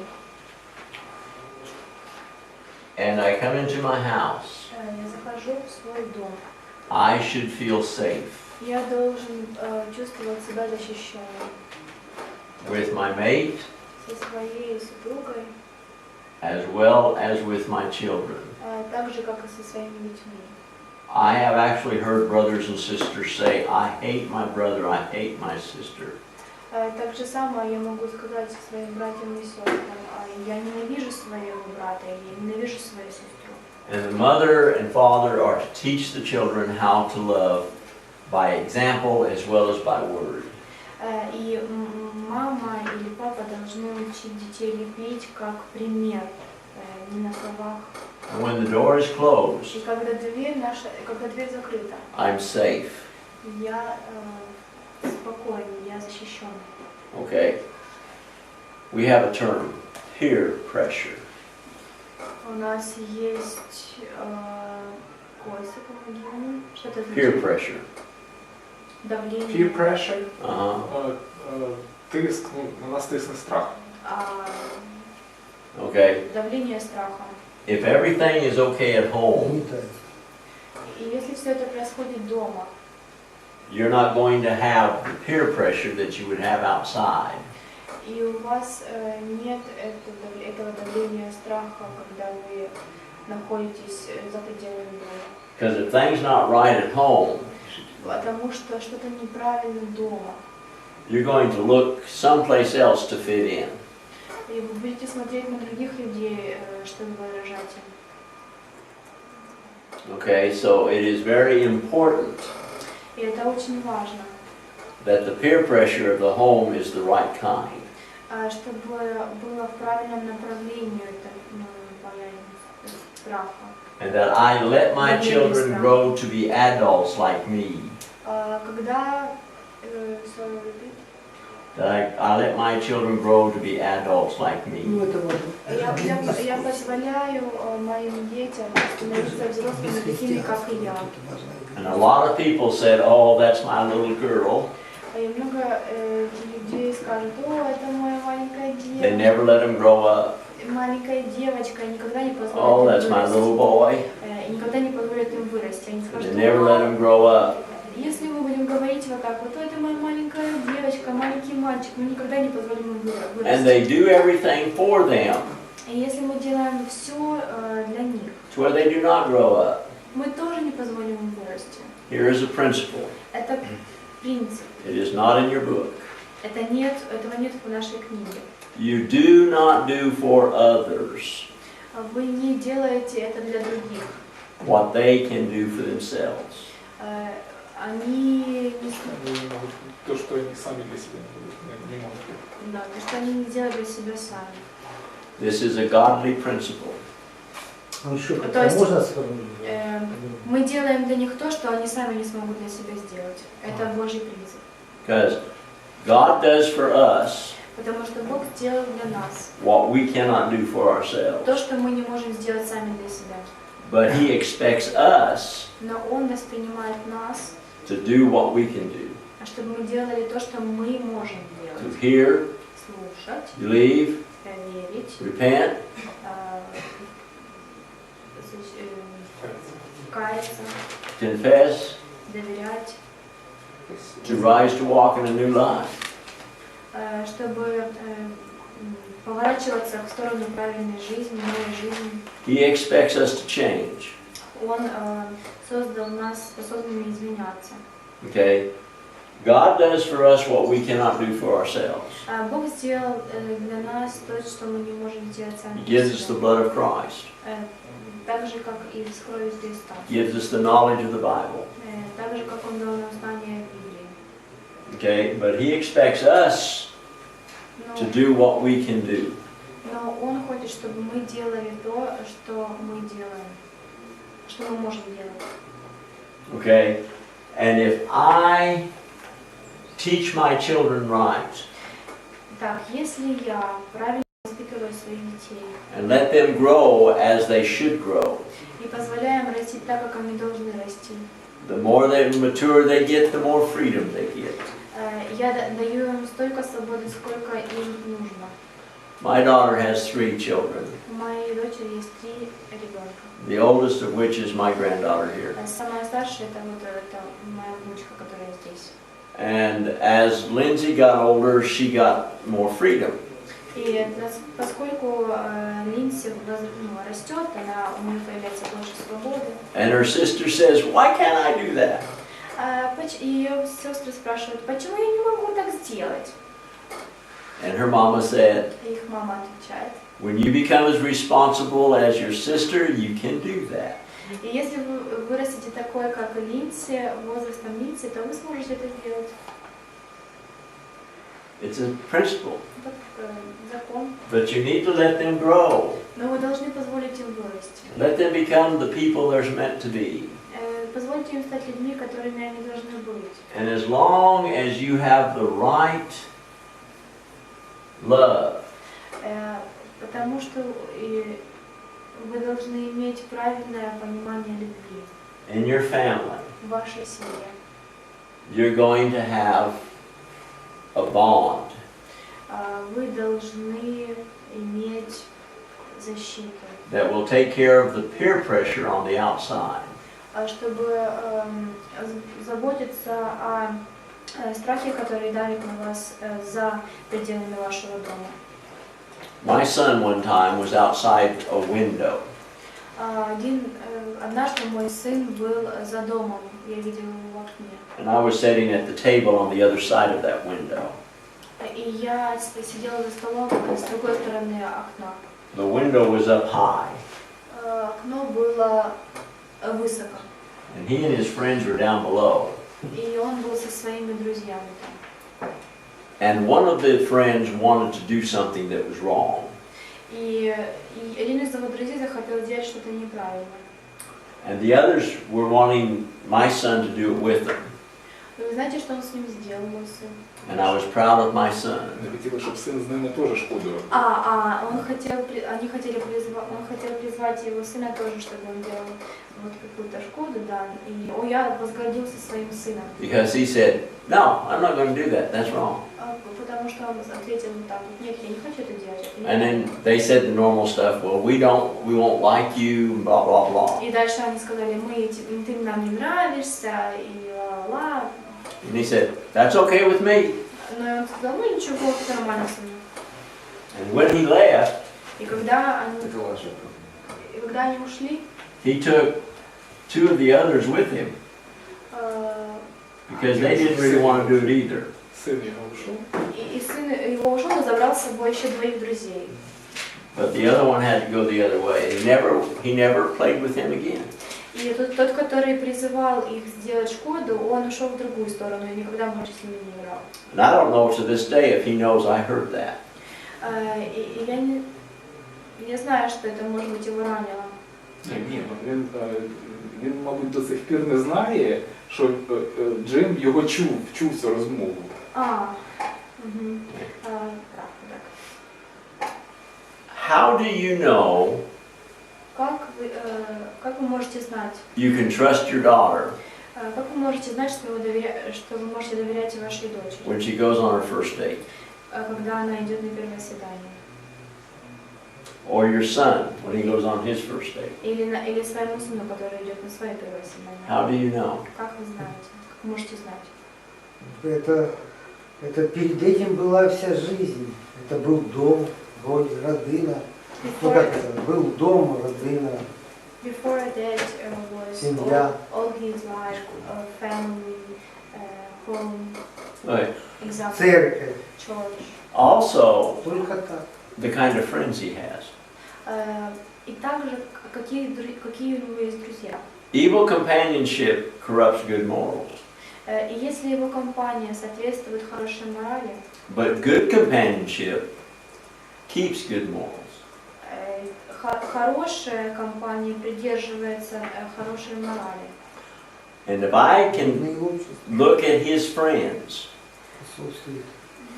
or her friends, if I can look at her friends, Если я посмотрю на ее друзей, I know what kind of people she runs with. я знаю, какие они люди. And I know what kind of boys she will date. И я знаю, с каким парнем она будет встречаться. And with my daughter, И это так было и с моей дочерью. I did not have to worry. Я не волновался. Or with my son, И с моим сыном. because I knew their friends. Потому что я знала их друзей. And every time a friend came in that had bad morals, И каждый раз, когда приходил друг, у которого были плохие привычки, it wasn't long before they wouldn't have anything to do with them. и it wouldn't be long before they wouldn't have that friend anymore. И когда он приходил в их дом, у него больше не было таких друзей, то есть они уходили. So if you want to know what kind of child you have, Если вы хотите знать, какой у вас ребенок, look at the friends they choose. смотрите на друзей, которых он выбирает. Have their friends into your home so you can find out. Приходят ли эти друзья к вам домой? Можете ли вы их видеть? Okay, by their fruits ye shall know them. Вы узнаете по плодам. And so you know if they're sound and have sound judgment. Если в их устах звучит закон, Okay? And they will not be lonely if they have love. и они не будут одиноки, если у них есть любовь. Now there are times when you want to be by yourself. И у вас будет время, когда вы будете наедине с собой. But if you don't feel accepted, Но если вы не хотите чувствовать себя исключением, белой вороной, would you call that loneliness? что называется одиночество. You can be alone in a crowd. Вы можете быть одними, where? You can be alone in a crowd. Вы можете чувствовать себя одинокими в толпе. You can be alone in a family Вы можете чувствовать себя одиноким в семье, if you don't communicate. если вы не будете общаться. If my son calls me on the phone И если мой сын зовет меня к телефону, and says I have a problem, и я ему говорю, что у меня есть проблема, I'm ready to help. я готов ему помочь. When they were younger, Когда он был младше, if they come to me and said, I need to talk to you, и когда он садился ко мне и говорил, мне нужно с тобой поговорить, I didn't look at my calendar and say, well, let's make a date. я не смотрел в мой календарь и не отмечал даты какие-то там. I did it then, Я это сделал потом. or I should have. Или я должен был сделать это. And it would be great if your children feel free to come to you with a problem. И это замечательно, если ваш ребенок будет чувствовать себя нормально, когда будет подходить к вам с их проблемами. When we get to the outline on true love, Когда мы прочитаем, перейдем с вами к главе о настоящей that любви, outline came from a question from my son. это тот вопрос, который возник у моего сына. He asked me, Он спросил меня: Dad, do you believe the Bible has all the answers? Отец, веришь ли ты, что в Библии есть ответы на все вопросы? And I said, yes, son, I do. И я ответил ему: да, сын, я верю. He says, then, how do I know when I'm in love? И он тогда спросил меня: как я могу узнать, что я влюбился? And at the time I said, son, И в этот момент я ему ответил: I сын, can't give you the answer, я могу дать тебе ответ, but I will look it up. но я посмотрю сначала. And so I looked into the Bible, И я просмотрел Библию. and that's how that lesson was developed. И вот как произошел этот урок. And I've taught it to my children and to my grandchildren. Я тогда поговорила с моими детьми и с моими внучками. And so many times. И так много раз с ними разговаривала об этом. Right. But he felt like he could come to me. Но они знают, что они могут всегда ко мне прийти. And to this day, he still feels he can come to me.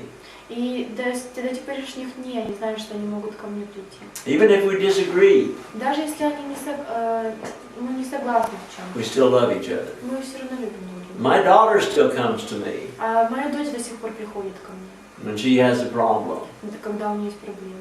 In fact, just before I left, we had a Bible study. И даже как факт, вот то, что прежде чем я приехал сюда, мы изучали с ней Библию. Answering a problem she had at work. Отвечали на вопросы, которые у нее есть на работе. You need to communicate, Вам нужно общаться. okay? And if you lose trust between a parent and a child, Если вы теряете доверие между родителями и детьми, you're in trouble. у вас есть проблема. Now, how do you regain trust? Как вы, Відновити. как вы можете возобновить ваше доверие? We'll talk about that when we come back from the break. Мы поговорим об этом, когда мы уйдем на перерыв. Yes, I'm not tired. You're not tired. When one is allowed to develop into an individual the way God planned, then he is ready to. Okay, I'll try to find it. Okay, it's Roman numeral 3. Roman numeral 3b. Да, правильно. Противоположность осознания себя личностью, подавление человека его сверстникам. Okay, he's ready to handle the world and Satan. Они готовы найти, они видят в этом мире сатану. Okay, the opposite of being an individual is that of being overcome by peer pressure.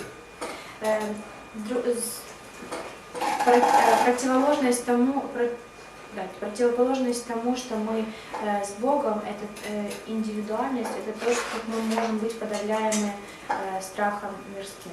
Okay, now we're going to deal with peer pressure. Сейчас мы будем говорить о давлении страха. If one does not belong to the home group, если кто-то из нас не является частью домашней группы, as it should be, как это должно быть, they will and must find a group to belong to fulfill what is missing. они должны найти и найдут группу, которой они смогут принадлежать, чтобы восполнить This can be недостаточность. good or bad depending on the type of group. Это может быть плохо или хорошо, в зависимости от типа группы. A peer group is a step between being on my own and depending on mom and dad. Одна возрастная группа – это шаг между самостоятельностью и зависимостью от мамы и папы. Okay, a peer group is a place where one can go and say, how do you see this? Or how do you feel about this? Одна возрастная группа является таким местом, куда можно пойти и спросить, как ты на это смотришь, как это тебе нравится.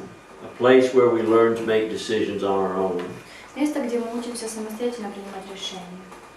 Okay, this is why Christian fellowship in adult groups Именно поэтому христианское общение взрослых и подростков and youth groups is so important, так важно, even from a social point of view. даже с общественной точки зрения. A body to belong to Место, где мы, место принадлежности, where one can go and learn to make good decisions. место, куда можно пойти и научиться принимать хорошие решения. A place to see Christian peer pressure. Место, где испытываешь давление христианин-сверстников. A bad peer group can make one into an obedient slave. Плохая одновозрастная группа может делать человека послушным рабом. Bad when the peer group outgrows the family bond. Когда привязанность к группе становится сильнее, чем привязанность к семье. Family's influence and control is almost, if not totally, gone at that point. Влияние или контроль со стороны семьи почти, если не полностью, утрачены. Okay. If I have a group that I belong to, если у меня есть группа, которой я принадлежу, okay, and it falls apart, и она разваливается, okay, it breaks up, она ломается. and my home is okay, Но у меня в доме все в порядке. I have a place to go to. У меня есть место, куда я могу пойти. Okay, if the peer group is a good peer group of Christians, Если это одновозрастная группа, это хорошая группа христиан, then I find that I am at peace both at home and with the group. и если я знаю, что я в мире и с этой группой, и в доме. Okay, let's talk about trust. Давайте поговорим о доверии. Okay, how do I know I can trust someone? Как я могу знать, что я могу кому-либо доверять? Если когда-то его проверил. If you have ever tested him. Have what? If you Test. challenged him, if you tested him. Okay, if you test him, you get to, you know by experience they can be trusted. Да, вы из опыта знаете, что вы можете ему доверять. Причем, я не помню, кто это высказался, но если это случилось один раз, то во второй раз оно может и не повториться. Если оно случилось дважды, то уже готовься и к третьему, и к So четвертому. Sergey said, if it was one time, it couldn't be again. But if То it есть, если happened кто-то твое доверие twice, подвел it один can раз, be third еще time. может быть это and не повторится. Если это уже было много раз, то Okay. How do you build trust? Как вы строите доверие? Okay, by experience? Из опыта? Okay, Общение. let's say, Communicate, he said. okay, communicate and experience. Да, общение и опыт. Okay, let's say that you have a husband and wife, Скажем, есть муж и жена, or even a best friend, или даже друзья, лучшие друзья. and he becomes an alcoholic, И он становится алкоголиком. okay, and he spends the family money on alcohol. И он тратит деньги семьи на алкоголь.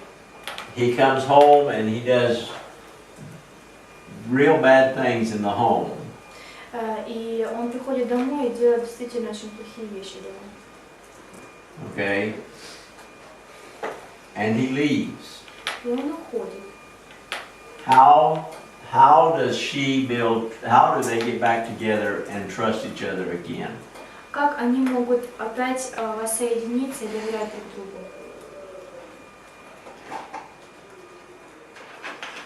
Okay, now this is the way I've seen it work. Вот как работает грех. She tells him, Она говорит ему. if you'll stop drinking, А вот как остановить грех. Если она говорит ему, перестань пить and you get a job, и найди работу, and you save money, и сохрани деньги, and you prove to me that you will no longer get drunk, и ты докажешь мне, что ты никогда больше не будешь пить, then I will accept you back. тогда я позволю тебе вернуться. Because I will learn to trust you again. Потому что так я смогу доверять тебе опять. But Sergey's right. Но Сергей был прав. If it happens 2 or 3 or 4 times, Если это случилось 3-4 раза, it's harder to build trust. это сложнее возродить доверие. Okay, if someone commits adultery, Если кто-то adultery, runs after another woman, adultery, прелюбодействует. fornicate. Да. Okay, how do you rebuild that trust? Как вы можете возобновить это доверие? Доверие в этом. Actually, she has the right, or he has the right, they have a right to divorce them. Вообще-то правильно считать, что нужно развестись. Они имеют право развестись. According to Matthew 9:19. Согласно Матфея 9:19. And she has the right to remarry again. И он может жениться опять. Okay? But he does not. Но он не будет этого делать. Ні, вона має право, А він... но он просто говорил всегда хи-хи. Ну, если Ну он ладно, он изменил, забыл. она имеет Да. право, а он не имеет. Да. Okay. Якщо не вона згрішила, якщо він згрішив, то він не має права дружитися. Вона має право дружити. Right. But let's say that she still wants to accept him back. Ну, скажем, она How does he rebuild the trust, or she rebuilds the trust? но если она согрешила прелюбодеяние, как он может возродить доверие к ней? Простите ее. Forgive her. если простить. Forgive her. Okay, how does she know that he won't cheat again? Как она может знать, что он не захочет прелюбодействовать еще раз? Она With So he or she, his adultery or she. either one. Кто угодно. Okay, now, you have to set goals. У вас должна быть цель. Вы Okay, должны поставить себе цель. if you come home directly from work Если вы приходите домой после работы, and you stop looking at the girls, вы перестаете смотреть на девушек, and you prove to me you love only me. если ты докажешь мне, что ты любишь только меня, You may have to separate for a year. вы, может быть, будете отделены где-то около года друг от друга. Вы, может быть, не And будете жить вместе. I'll take you back in a year Я могу тебе позволить вернуться где-то через год, if you prove faithful to me. если ты докажешь верность мне. We will do like we dated before we got married. Мы будем это делать так, как когда мы встречались до свадьбы. Okay? I want you to prove you love me. Я хочу, чтобы ты показал мне, доказал мне, что ты меня любишь. And you will not go after anyone other. Что ты никогда не вернешься к кому-нибудь другому. Now the individual tests would be based upon the individual person. Этот тест, эти цели должны быть написаны в соответствии с каждым человеком, с индивидуальностью человека. Okay? How do you prove you love someone Как вы можете доказать, что вы кого-либо любите? before you get married? До того, как вы выходите замуж, женитесь. Our acts. Our acts. By your actions. банковским счетом, да? Да, нашими Поступками, потому что слова, они... Because Поступки, words is запираться just на words. Okay. Ну, You have to prove that you're not going to look at other women the way you look at your wife or your husband. да. Or, Две лепты бывают больше, чем его. Вы должны доказать своей жене, что вы не посмотрите никогда больше на другую женщину, а только на свою жену. okay? So, trust can be rebuilt. Доверие может быть возрождено. And sometimes it's hard. И иногда это тяжело. Okay? Especially if it's apparent that a child has learned not to trust. Особенно если это родители, которые не доверяют своему ребенку. Let's say you have a child that is little and Papa is never around. И, скажем, есть маленький ребенок, у которого отец всегда находится не рядом. The child grows up to be older Ребенок взрослеет, and Papa comes back и отец возвращается, or Mama comes back. или мама возвращается. How do they build the relationship of trust? Как они могут построить отношения доверия? Доверие друг к другу. Как они могут построить эти отношения? Они должны быть близки, они должны быть рядом, они должны сделать общие дела, у них должны быть общая программа, план действий. Они должны друг с другом быть рядом. They used to be close to each other every time, every moment. Communication, doing something, walking to some place with each other, and so on and so forth. You have to prove you love them. Вы должны доказать им свою любовь. If you love them, Если вы любите его, you have to prove it to them. вы должны это доказать ему. Which means you have to do the best. And we will get more into this when we get to true love. Вы должны доказать ему это посредством того, что вы будете делать для него самое лучшее. Это что говорится, когда говорится о настоящей любви. There are 4 Greek words. Есть 4 греческих слова. And 3 of them need to be developed to get the trust back of the child. И 3 из них должны быть использованы, когда мы хотим возобновить доверие ребенка. And we will talk about that when we get to true love. И мы поговорим об этом, когда будем говорить о настоящей любви. Okay, so we have to develop what we've lost. И мы должны осознавать, что мы потеряли. If a man obeys the gospel and he has been a rascal or he has been a sinner, И если мужчина возвратился в общину, который был грешником, then he has to prove to his family that he has changed. он должен показать своей семье, что он изменился. Okay, for them to accept you. Okay, conclusion. И заключение. We cannot step on God's purpose and structure of the home and survive, let alone our children.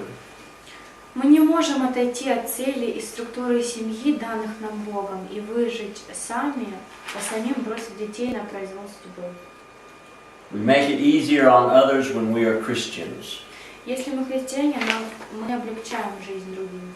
We are better mates and parents. Мы являемся лучшими супругами и родителями. Christians make for a better home because it causes a light family bond. It causes a family bond. Христианство способствует лучшим отношениям в доме, потому что оно укрепляет семейные узы. Right. Why should I love God more than I love my family? Почему я люблю Бога больше, чем я люблю свою семью? Why should God be number one? Почему Бог должен быть номером один? Потому что Он наш Отец. Because He's our Father. Потому что Он наш Отец, и поэтому Он превыше всех. But is that fair to the family? So, Is that fair to the family? а должно ли это пугать семью? Це справедливо, конечно, Справедливо ли это по отношению к семье? Конечно. Это показывает, у нас и в семье такая Если мы жестокость. любим Бога, то автоматически будем это любить. If you love God, you automatically love each other in family.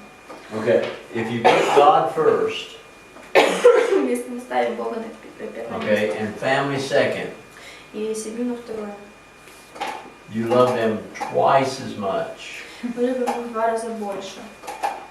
Why? Почему? Because before you took care of them physically, Потому что до того, как вы позаботились о них физически, but now not only to take care of them physically, вы не только о них физически заботитесь, but но spiritually. еще и духовно. Okay? You love them into heaven rather than just into the grave. Great. You love them into heaven rather than to death, Ага. only to death. Вы возлюбили их Любіть їх краще до небес, ніж Да. до смерті. да, вы привели их больше к небесам, чем к смерти. Okay, so that's why God is always first. Вот почему Бог всегда первый. Okay, any questions over the family bond? Есть ли у вас какие-нибудь вопросы по поводу семейных уз? Okay, they cry for an example. Они взывают к примеру.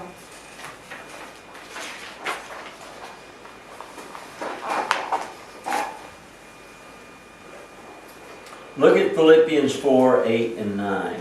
Откроем посмотрите на Филиппийцам 4 главу 8-9 стих. Наконец, братья мои, что только истинно, что честно, что справедливо, что чисто, что любезно, что достославно, что только добродетель и похвала, о том помышляйте. Чему вы научились, что приняли и слышали и видели во мне, то исполняйте, и Бог мира будет с вами. Okay, if I think on the right things, Если я думаю о правильных вещах, what will happen? что будет происходить? Правильные поступки. The right actions. Okay, and the God of peace will do what? И Бог мира сделает что? Будет с нами.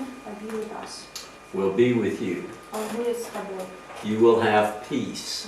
Ты будешь иметь мир. And not only that, the God of peace will be with you. И Божий мир будет с тобой. Okay? I like what he says Мне нравится, что он здесь сказал. in verse 9. В 9 стихе. Before I go there, though, I want to ask you a question.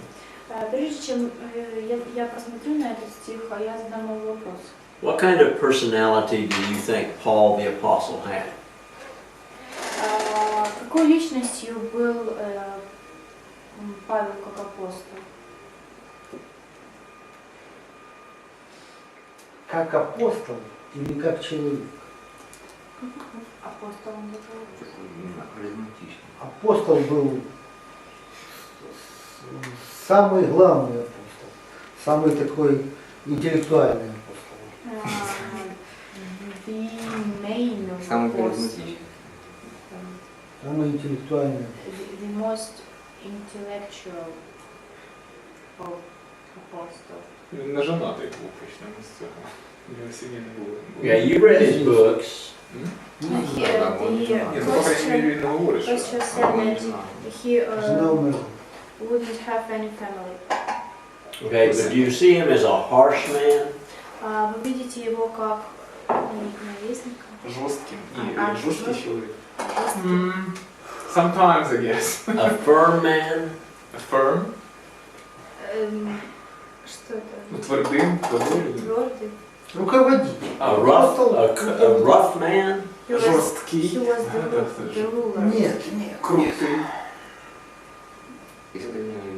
Иван said no. От здається, взагалі, от він більше видається, знаєте, такою людиною достатньо строгою, да? І до себе, і до окружаючих. He's very much strict towards himself and the people around him. That's kind of, that's my perception when I read his letters. Okay, read verse 9. Прочитайте 9 стих. Чему вы научились, что приняли и слышали, и видели во мне, то исполняйте, и Бог мира будет с вами. Now what image do you have of Paul? Сейчас, что вы думаете о Павле? Very godly. Очень богобоязненный. Very peaceful. Очень миролюбивый. Very gentle. Очень кроткий. Loving. И Caring. любящий, заботящийся. Could you say this about yourself? Можете ли вы сказать так о себе? I want you to do what you see in me do. Я хочу, чтобы вы сделали, что вы видите, я делаю. Чтобы вы сделали то, что вы видите, что он делает. This is the Philippians he is writing to. Вот филиппийцам написано. He was thrown in jail at Philippi, wasn't it? Я не поняла. Його в Филиппах кинули до в'язниці. He was beaten with rods. Он был избит розгами. He and Silas. What did they do? They were put into prison. Что он делал, когда попал в тюрьму? They were put in stocks. Он в кандалах був. был. What would you do if that happened to you? Что бы вы делали, если бы такое случилось с вами? Would you complain? Были бы вы растеряны? Would you groan and moan? Возрастали бы вы? Would you complain to each other, to Silas? Oh, I'm burdened. Вили. Он молился. Не, ну а Павел сказал, Співали, вони радісні пісні. не, а Павел подумал, так, раз ты со мной в захватник, то есть, нет, ну именно к стражнику он там прикован, вот, ну и раз ты возле меня все равно сидишь, то тогда вот слушай, что я тебе буду говорить, Евангелие, да, то есть он в любом случае находил способ, чтобы Yet he sang and he taught Он говорил, and he prayed он молился, and the other prisoners listened. и все заключенные слушали. That's a peaceful man. Это был миролюбивый человек. Would you be able to say what you have learned and seen in me do? Хотели бы вы, что бы вы научились тому же? Или Now, if everyone in a congregation had this attitude, все здесь в нашей церкви, в нашей общине имеют подобные качества. what kind of church would you have? Какую церковь мы имеем? Ну, церковь Христова. The Church of Christ. All right. You're right. Okay. They cry for an example. Они взывают к примеру. Everybody is looking for an example. Все слушаются какого-то примера. And Paul is one of those examples. И Павел есть для нас таким примером. In my congregation, I have several heroes. В моей общине есть несколько героев. We have a lady. У нас есть женщина. When they take x-rays, they can hardly see her bones.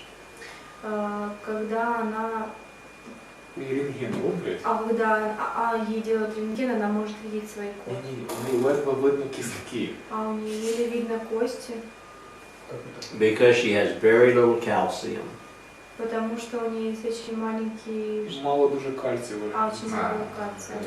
One day, I knew she had had x-rays on her back, on her body. В один день она сделала рентген своей спины. And I met her at the church door for worship service. И я встретила ее на служении в церкви. And I asked her, said, what did they find? И я спросила ее, что они нашли там. And she said they found 5 broken bones. И они сказали, они нашли 5 поломанных позвонков. And one of them was a vertebrae. И один из них... And yet she smiles. Хребець. И один хребет... Вертебральний. Like yours. В общем, как у меня. То есть седалищной нет. Вертебральний, ну там якісь ці. And yet she smiles. И она улыбалась. She sat through worship service and Bible study. Она сидела на изучении Библии, на служении. And she loved being with the brethren. И она любила находиться вместе с ее братьями. She just recently fell and broke her hip. Она чувствовала, что у нее поломано. І зламала цей. Ти скажи, я скажу. Тазову частину. Она, да, сказала. And yet when you visit her, Когда мы посетили ее, she has a smile on her face. у нее была улыбка на лице. And she loves to talk about the Bible. И она любила разговаривать о Библии. She's one of my champions. Она одна из моих чемпионов. She's not perfect, Она не идеальна, but she's one of my champions. но она одна из моих лидеров, чемпионов, кумиров. I had a lady that died at 101. У нас была женщина, которая умерла в 101 год. Her name was Trula. Ее имя было Трула. And she was one of the sweetest ladies I ever met. Это была одна из самых милых девушек, которые я когда-либо встречала. She always had visitors. У нее всегда были посетители. When she was 90, Когда она была в возрасте 90, young people come to see her. молодые люди приходили увидеть ее. And she was a godly lady. И она была богобоязненная девушка. And she was another one of my heroes. И она была еще одним из моих примеров, из моих кумиров. Albert is one of my heroes. Альберт один из моих героев. I have known him for a long time. Я знаю его очень долго уже. I have a lot of heroes. У меня есть много героев. And I tell my family about some of them. Я расскажу моей семье о некоторых из них. Okay, how many heroes do you have in the church? Как много героев есть у вас в церкви? Вы знаете, есть у вас в церкви. Okay, people are crying for a good example. Люди, которые взывают к примеру. And we need to be able to look throughout the church and find a good, godly example. И мы должны поискать в церквях и найти вот эти хорошие примеры. Okay, others learn by our example. Другие учатся на нашем примере. Okay, the greatest example we have is Christ. Самый замечательный пример, который у нас есть, Иисус. Okay, Christ gave everything. Иисус отдал все. I just recently did a lesson on Christ. I just recently did a sermon on Christ. Я поклоняюсь. Недавно проповедовал. Недавно проповедовал об Иисусе. For 30 years, На протяжении 30 лет he did not have the Holy Spirit to do miracles with. у него не было Святого Духа, чтобы делать чудеса. It wasn't until after his baptism that at his baptism that he received the Holy Spirit. И только после крещения к нему сошел Святой Дух. And he did his first miracle at Cana of Galilee after his baptism. И первое чудо, которое он сделал, было в Галилее после его крещения. Mark tells us that he was a carpenter. Марк говорит, что он был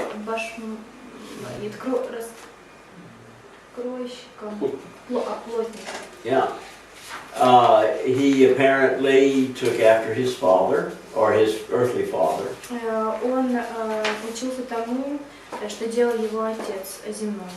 He was the oldest of many children. Он был самым старшим из многих детей. Okay, and what does the oldest child usually have to do? Что должен делать самый старший из детей обычно? Давать пример, воспитывать, быть помогать. Give the example, help each. Has to raise the children. Должен помогать растить детей в семье. And Philip disappeared after age 12 in the Bible. И что исчезает в 20-летнем возрасте, согласно Библии. So if Philip had died, how many years would Jesus be the man of the house? Если Филипп умер,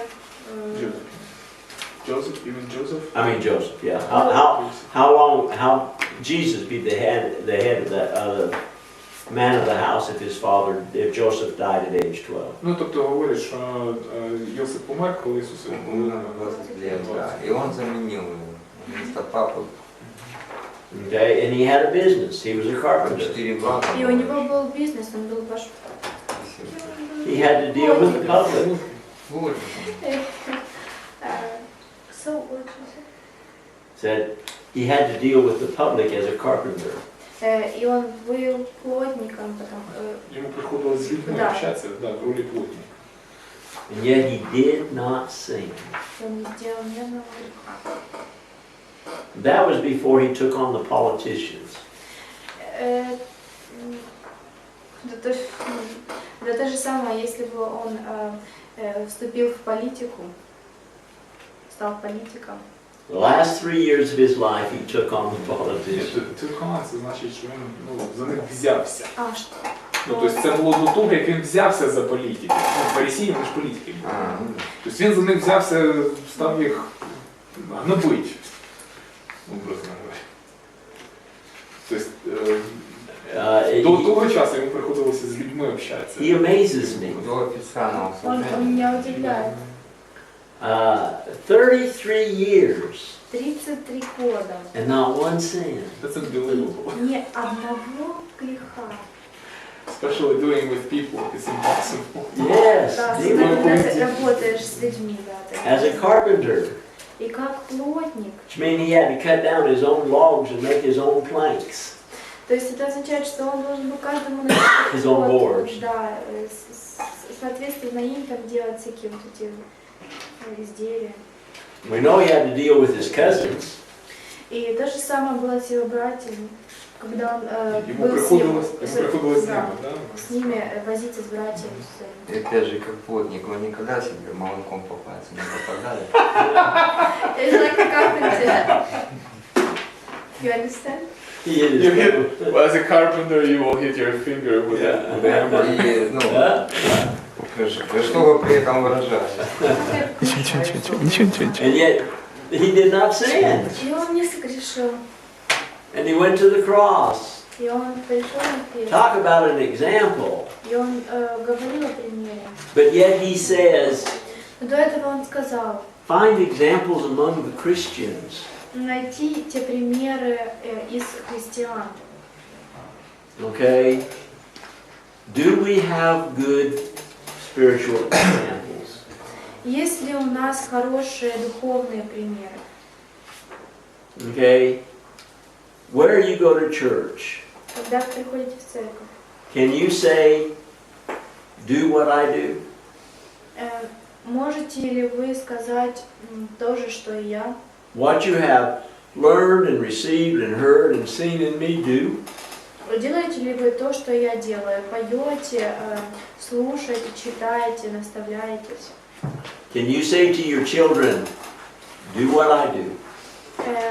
Можете ли вы сказать вашим детям, делай то, что я делаю? Or to your husband or wife? Или своей жене или мужу? Okay, you become an example. Вы должны стать примером. Okay? We are molding the minds of our children. And they see us and see if we are the right example. Если наши дети видят нас как правильный пример, Okay? они будут также слушать Бога. Okay? Words are to be upon our hearts. Слова должны выражать быть в наших сердцах. And we teach them to others. Мы должны учить ими других. Look at Deuteronomy 6, 4 through 9. Давайте откроем Второзаконие 6, 9. Again, we have looked at this before. Мы смотрели это до этого. Слушай, да, Господь Бог твой, Господь возлюбил Господа Бога твоего всем сердцем твоим, He's quoting it. и всей душой твоей, и всем разумением твоим. И да будут слова сии, которые я заповедал тебе сегодня в сердце твоем, а дальше How often are we supposed to teach Christianity? Как часто мы должны учить христианству или поклонению Богу? Постоянно. Talk with them when you're sitting down in the house, Говорите ли вы с ними, когда садитесь, присаживаетесь в своем доме? when you're walking together, Когда вы вместе гуляете? when you lie down, И когда вы ложитесь? when you get up in the morning. Встаете утром? Okay, and the Jews were commanded to bind them as signs around them. Наложи их знак на руку твою, как будто это не повязка над глазами твоими. Okay, but Hebrews 8:10 says we are to write them in our heart and put them in our mind. Но Евреям 8:10 говорит, что мы должны все, что у нас есть на сердце, полагать в наши умы. Okay, so we need examples. То есть нам нужен пример. If the church where I go is to be a great church, they need good Christian examples. Если церковь, в которую я хожу, есть, она достаточно хороша, то на ней должны быть хорошие примеры. Okay, selfishness and hypocrisy is the main reason for failures in the family. Самолюбие – это то, что разрушает семью. Двуличие. Where are we going to turn to hear something real and then see it happen for real? Когда мы можем обратиться, чтобы услышать что-то реальное, затем увидеть это происходящее в действительности? We can't believe that there are some people who stand up and do what they say they believe. Мы не можем верить, что есть люди, готовы в точности исполнять то, во что они говорят и верят. It's called hypocrisy. И это называется двуличие. Okay, I'm down to Roman numeral 3 in the outline. Я перейду к Римлянам 3 главе. I don't believe that we have a generation gap. I believe we have a communication gap. Я знаю, что мы не должны быть закрытыми, мы должны наоборот общаться. Okay, we need to become one mind. Мы должны стать одним в мыслях. We must esteem others better than ourselves. Мы должны относиться друг к другу лучше, чем к самим себе. And we must have the mind of Christ. И мы должны иметь в своих мыслях только Христа. Go to Philippians 2. Давайте откроем Филиппийцам 2 главу. I love this passage when talking about the church and family. Я люблю эти страницы, которые говорят о семье, церкви и семье. Philippians 1, 1 through 6, and then we will conclude for the day. Филиппийцам 1:1-6. Это будет I have one other passage, I guess. Итак, он написал просто здесь типа неправильно в книге, вот он продиктовал нам правильно. Филиппийцам 1:1-6. Philippians 1:1-6. No, 1 through 1:5. No, 2. Philippians 2. Да, второе. 1 through 5. Второе. Итак, если есть какое утешение во Христе, если есть какая трата любви, если есть какое общение духа, если есть какое милосердие и сострадательность, то дополните мою радость. Имейте одни мысли, имейте ту же любовь, будьте единодушны и единомысленны. Ничего не делайте по любопрению или по тщеславию, но по смиренномудрию почитайте один другого высшим себя. Не о себе только каждый заботится, но каждый и о других. Ибо в вас должны быть те же чувствования, какие во Христе Иисусе. Он, будучи образом Божиим, не почитал хищением протиравным Богу. If we had this in our congregation, Если у нас есть это в нашей церквях, what a congregation we would have. какую общину мы будем иметь? There's only one way to become like-minded. Которая такая же в своих мыслях. How is that? Какая она будет? Единодушно, единомысленно. One mind, one soul. One mind, one soul. How do we become one mind, one soul? Как мы можем прийти к одномыслию и единодушию? Он будет следовать Слову Божьему. If we will follow the word of God.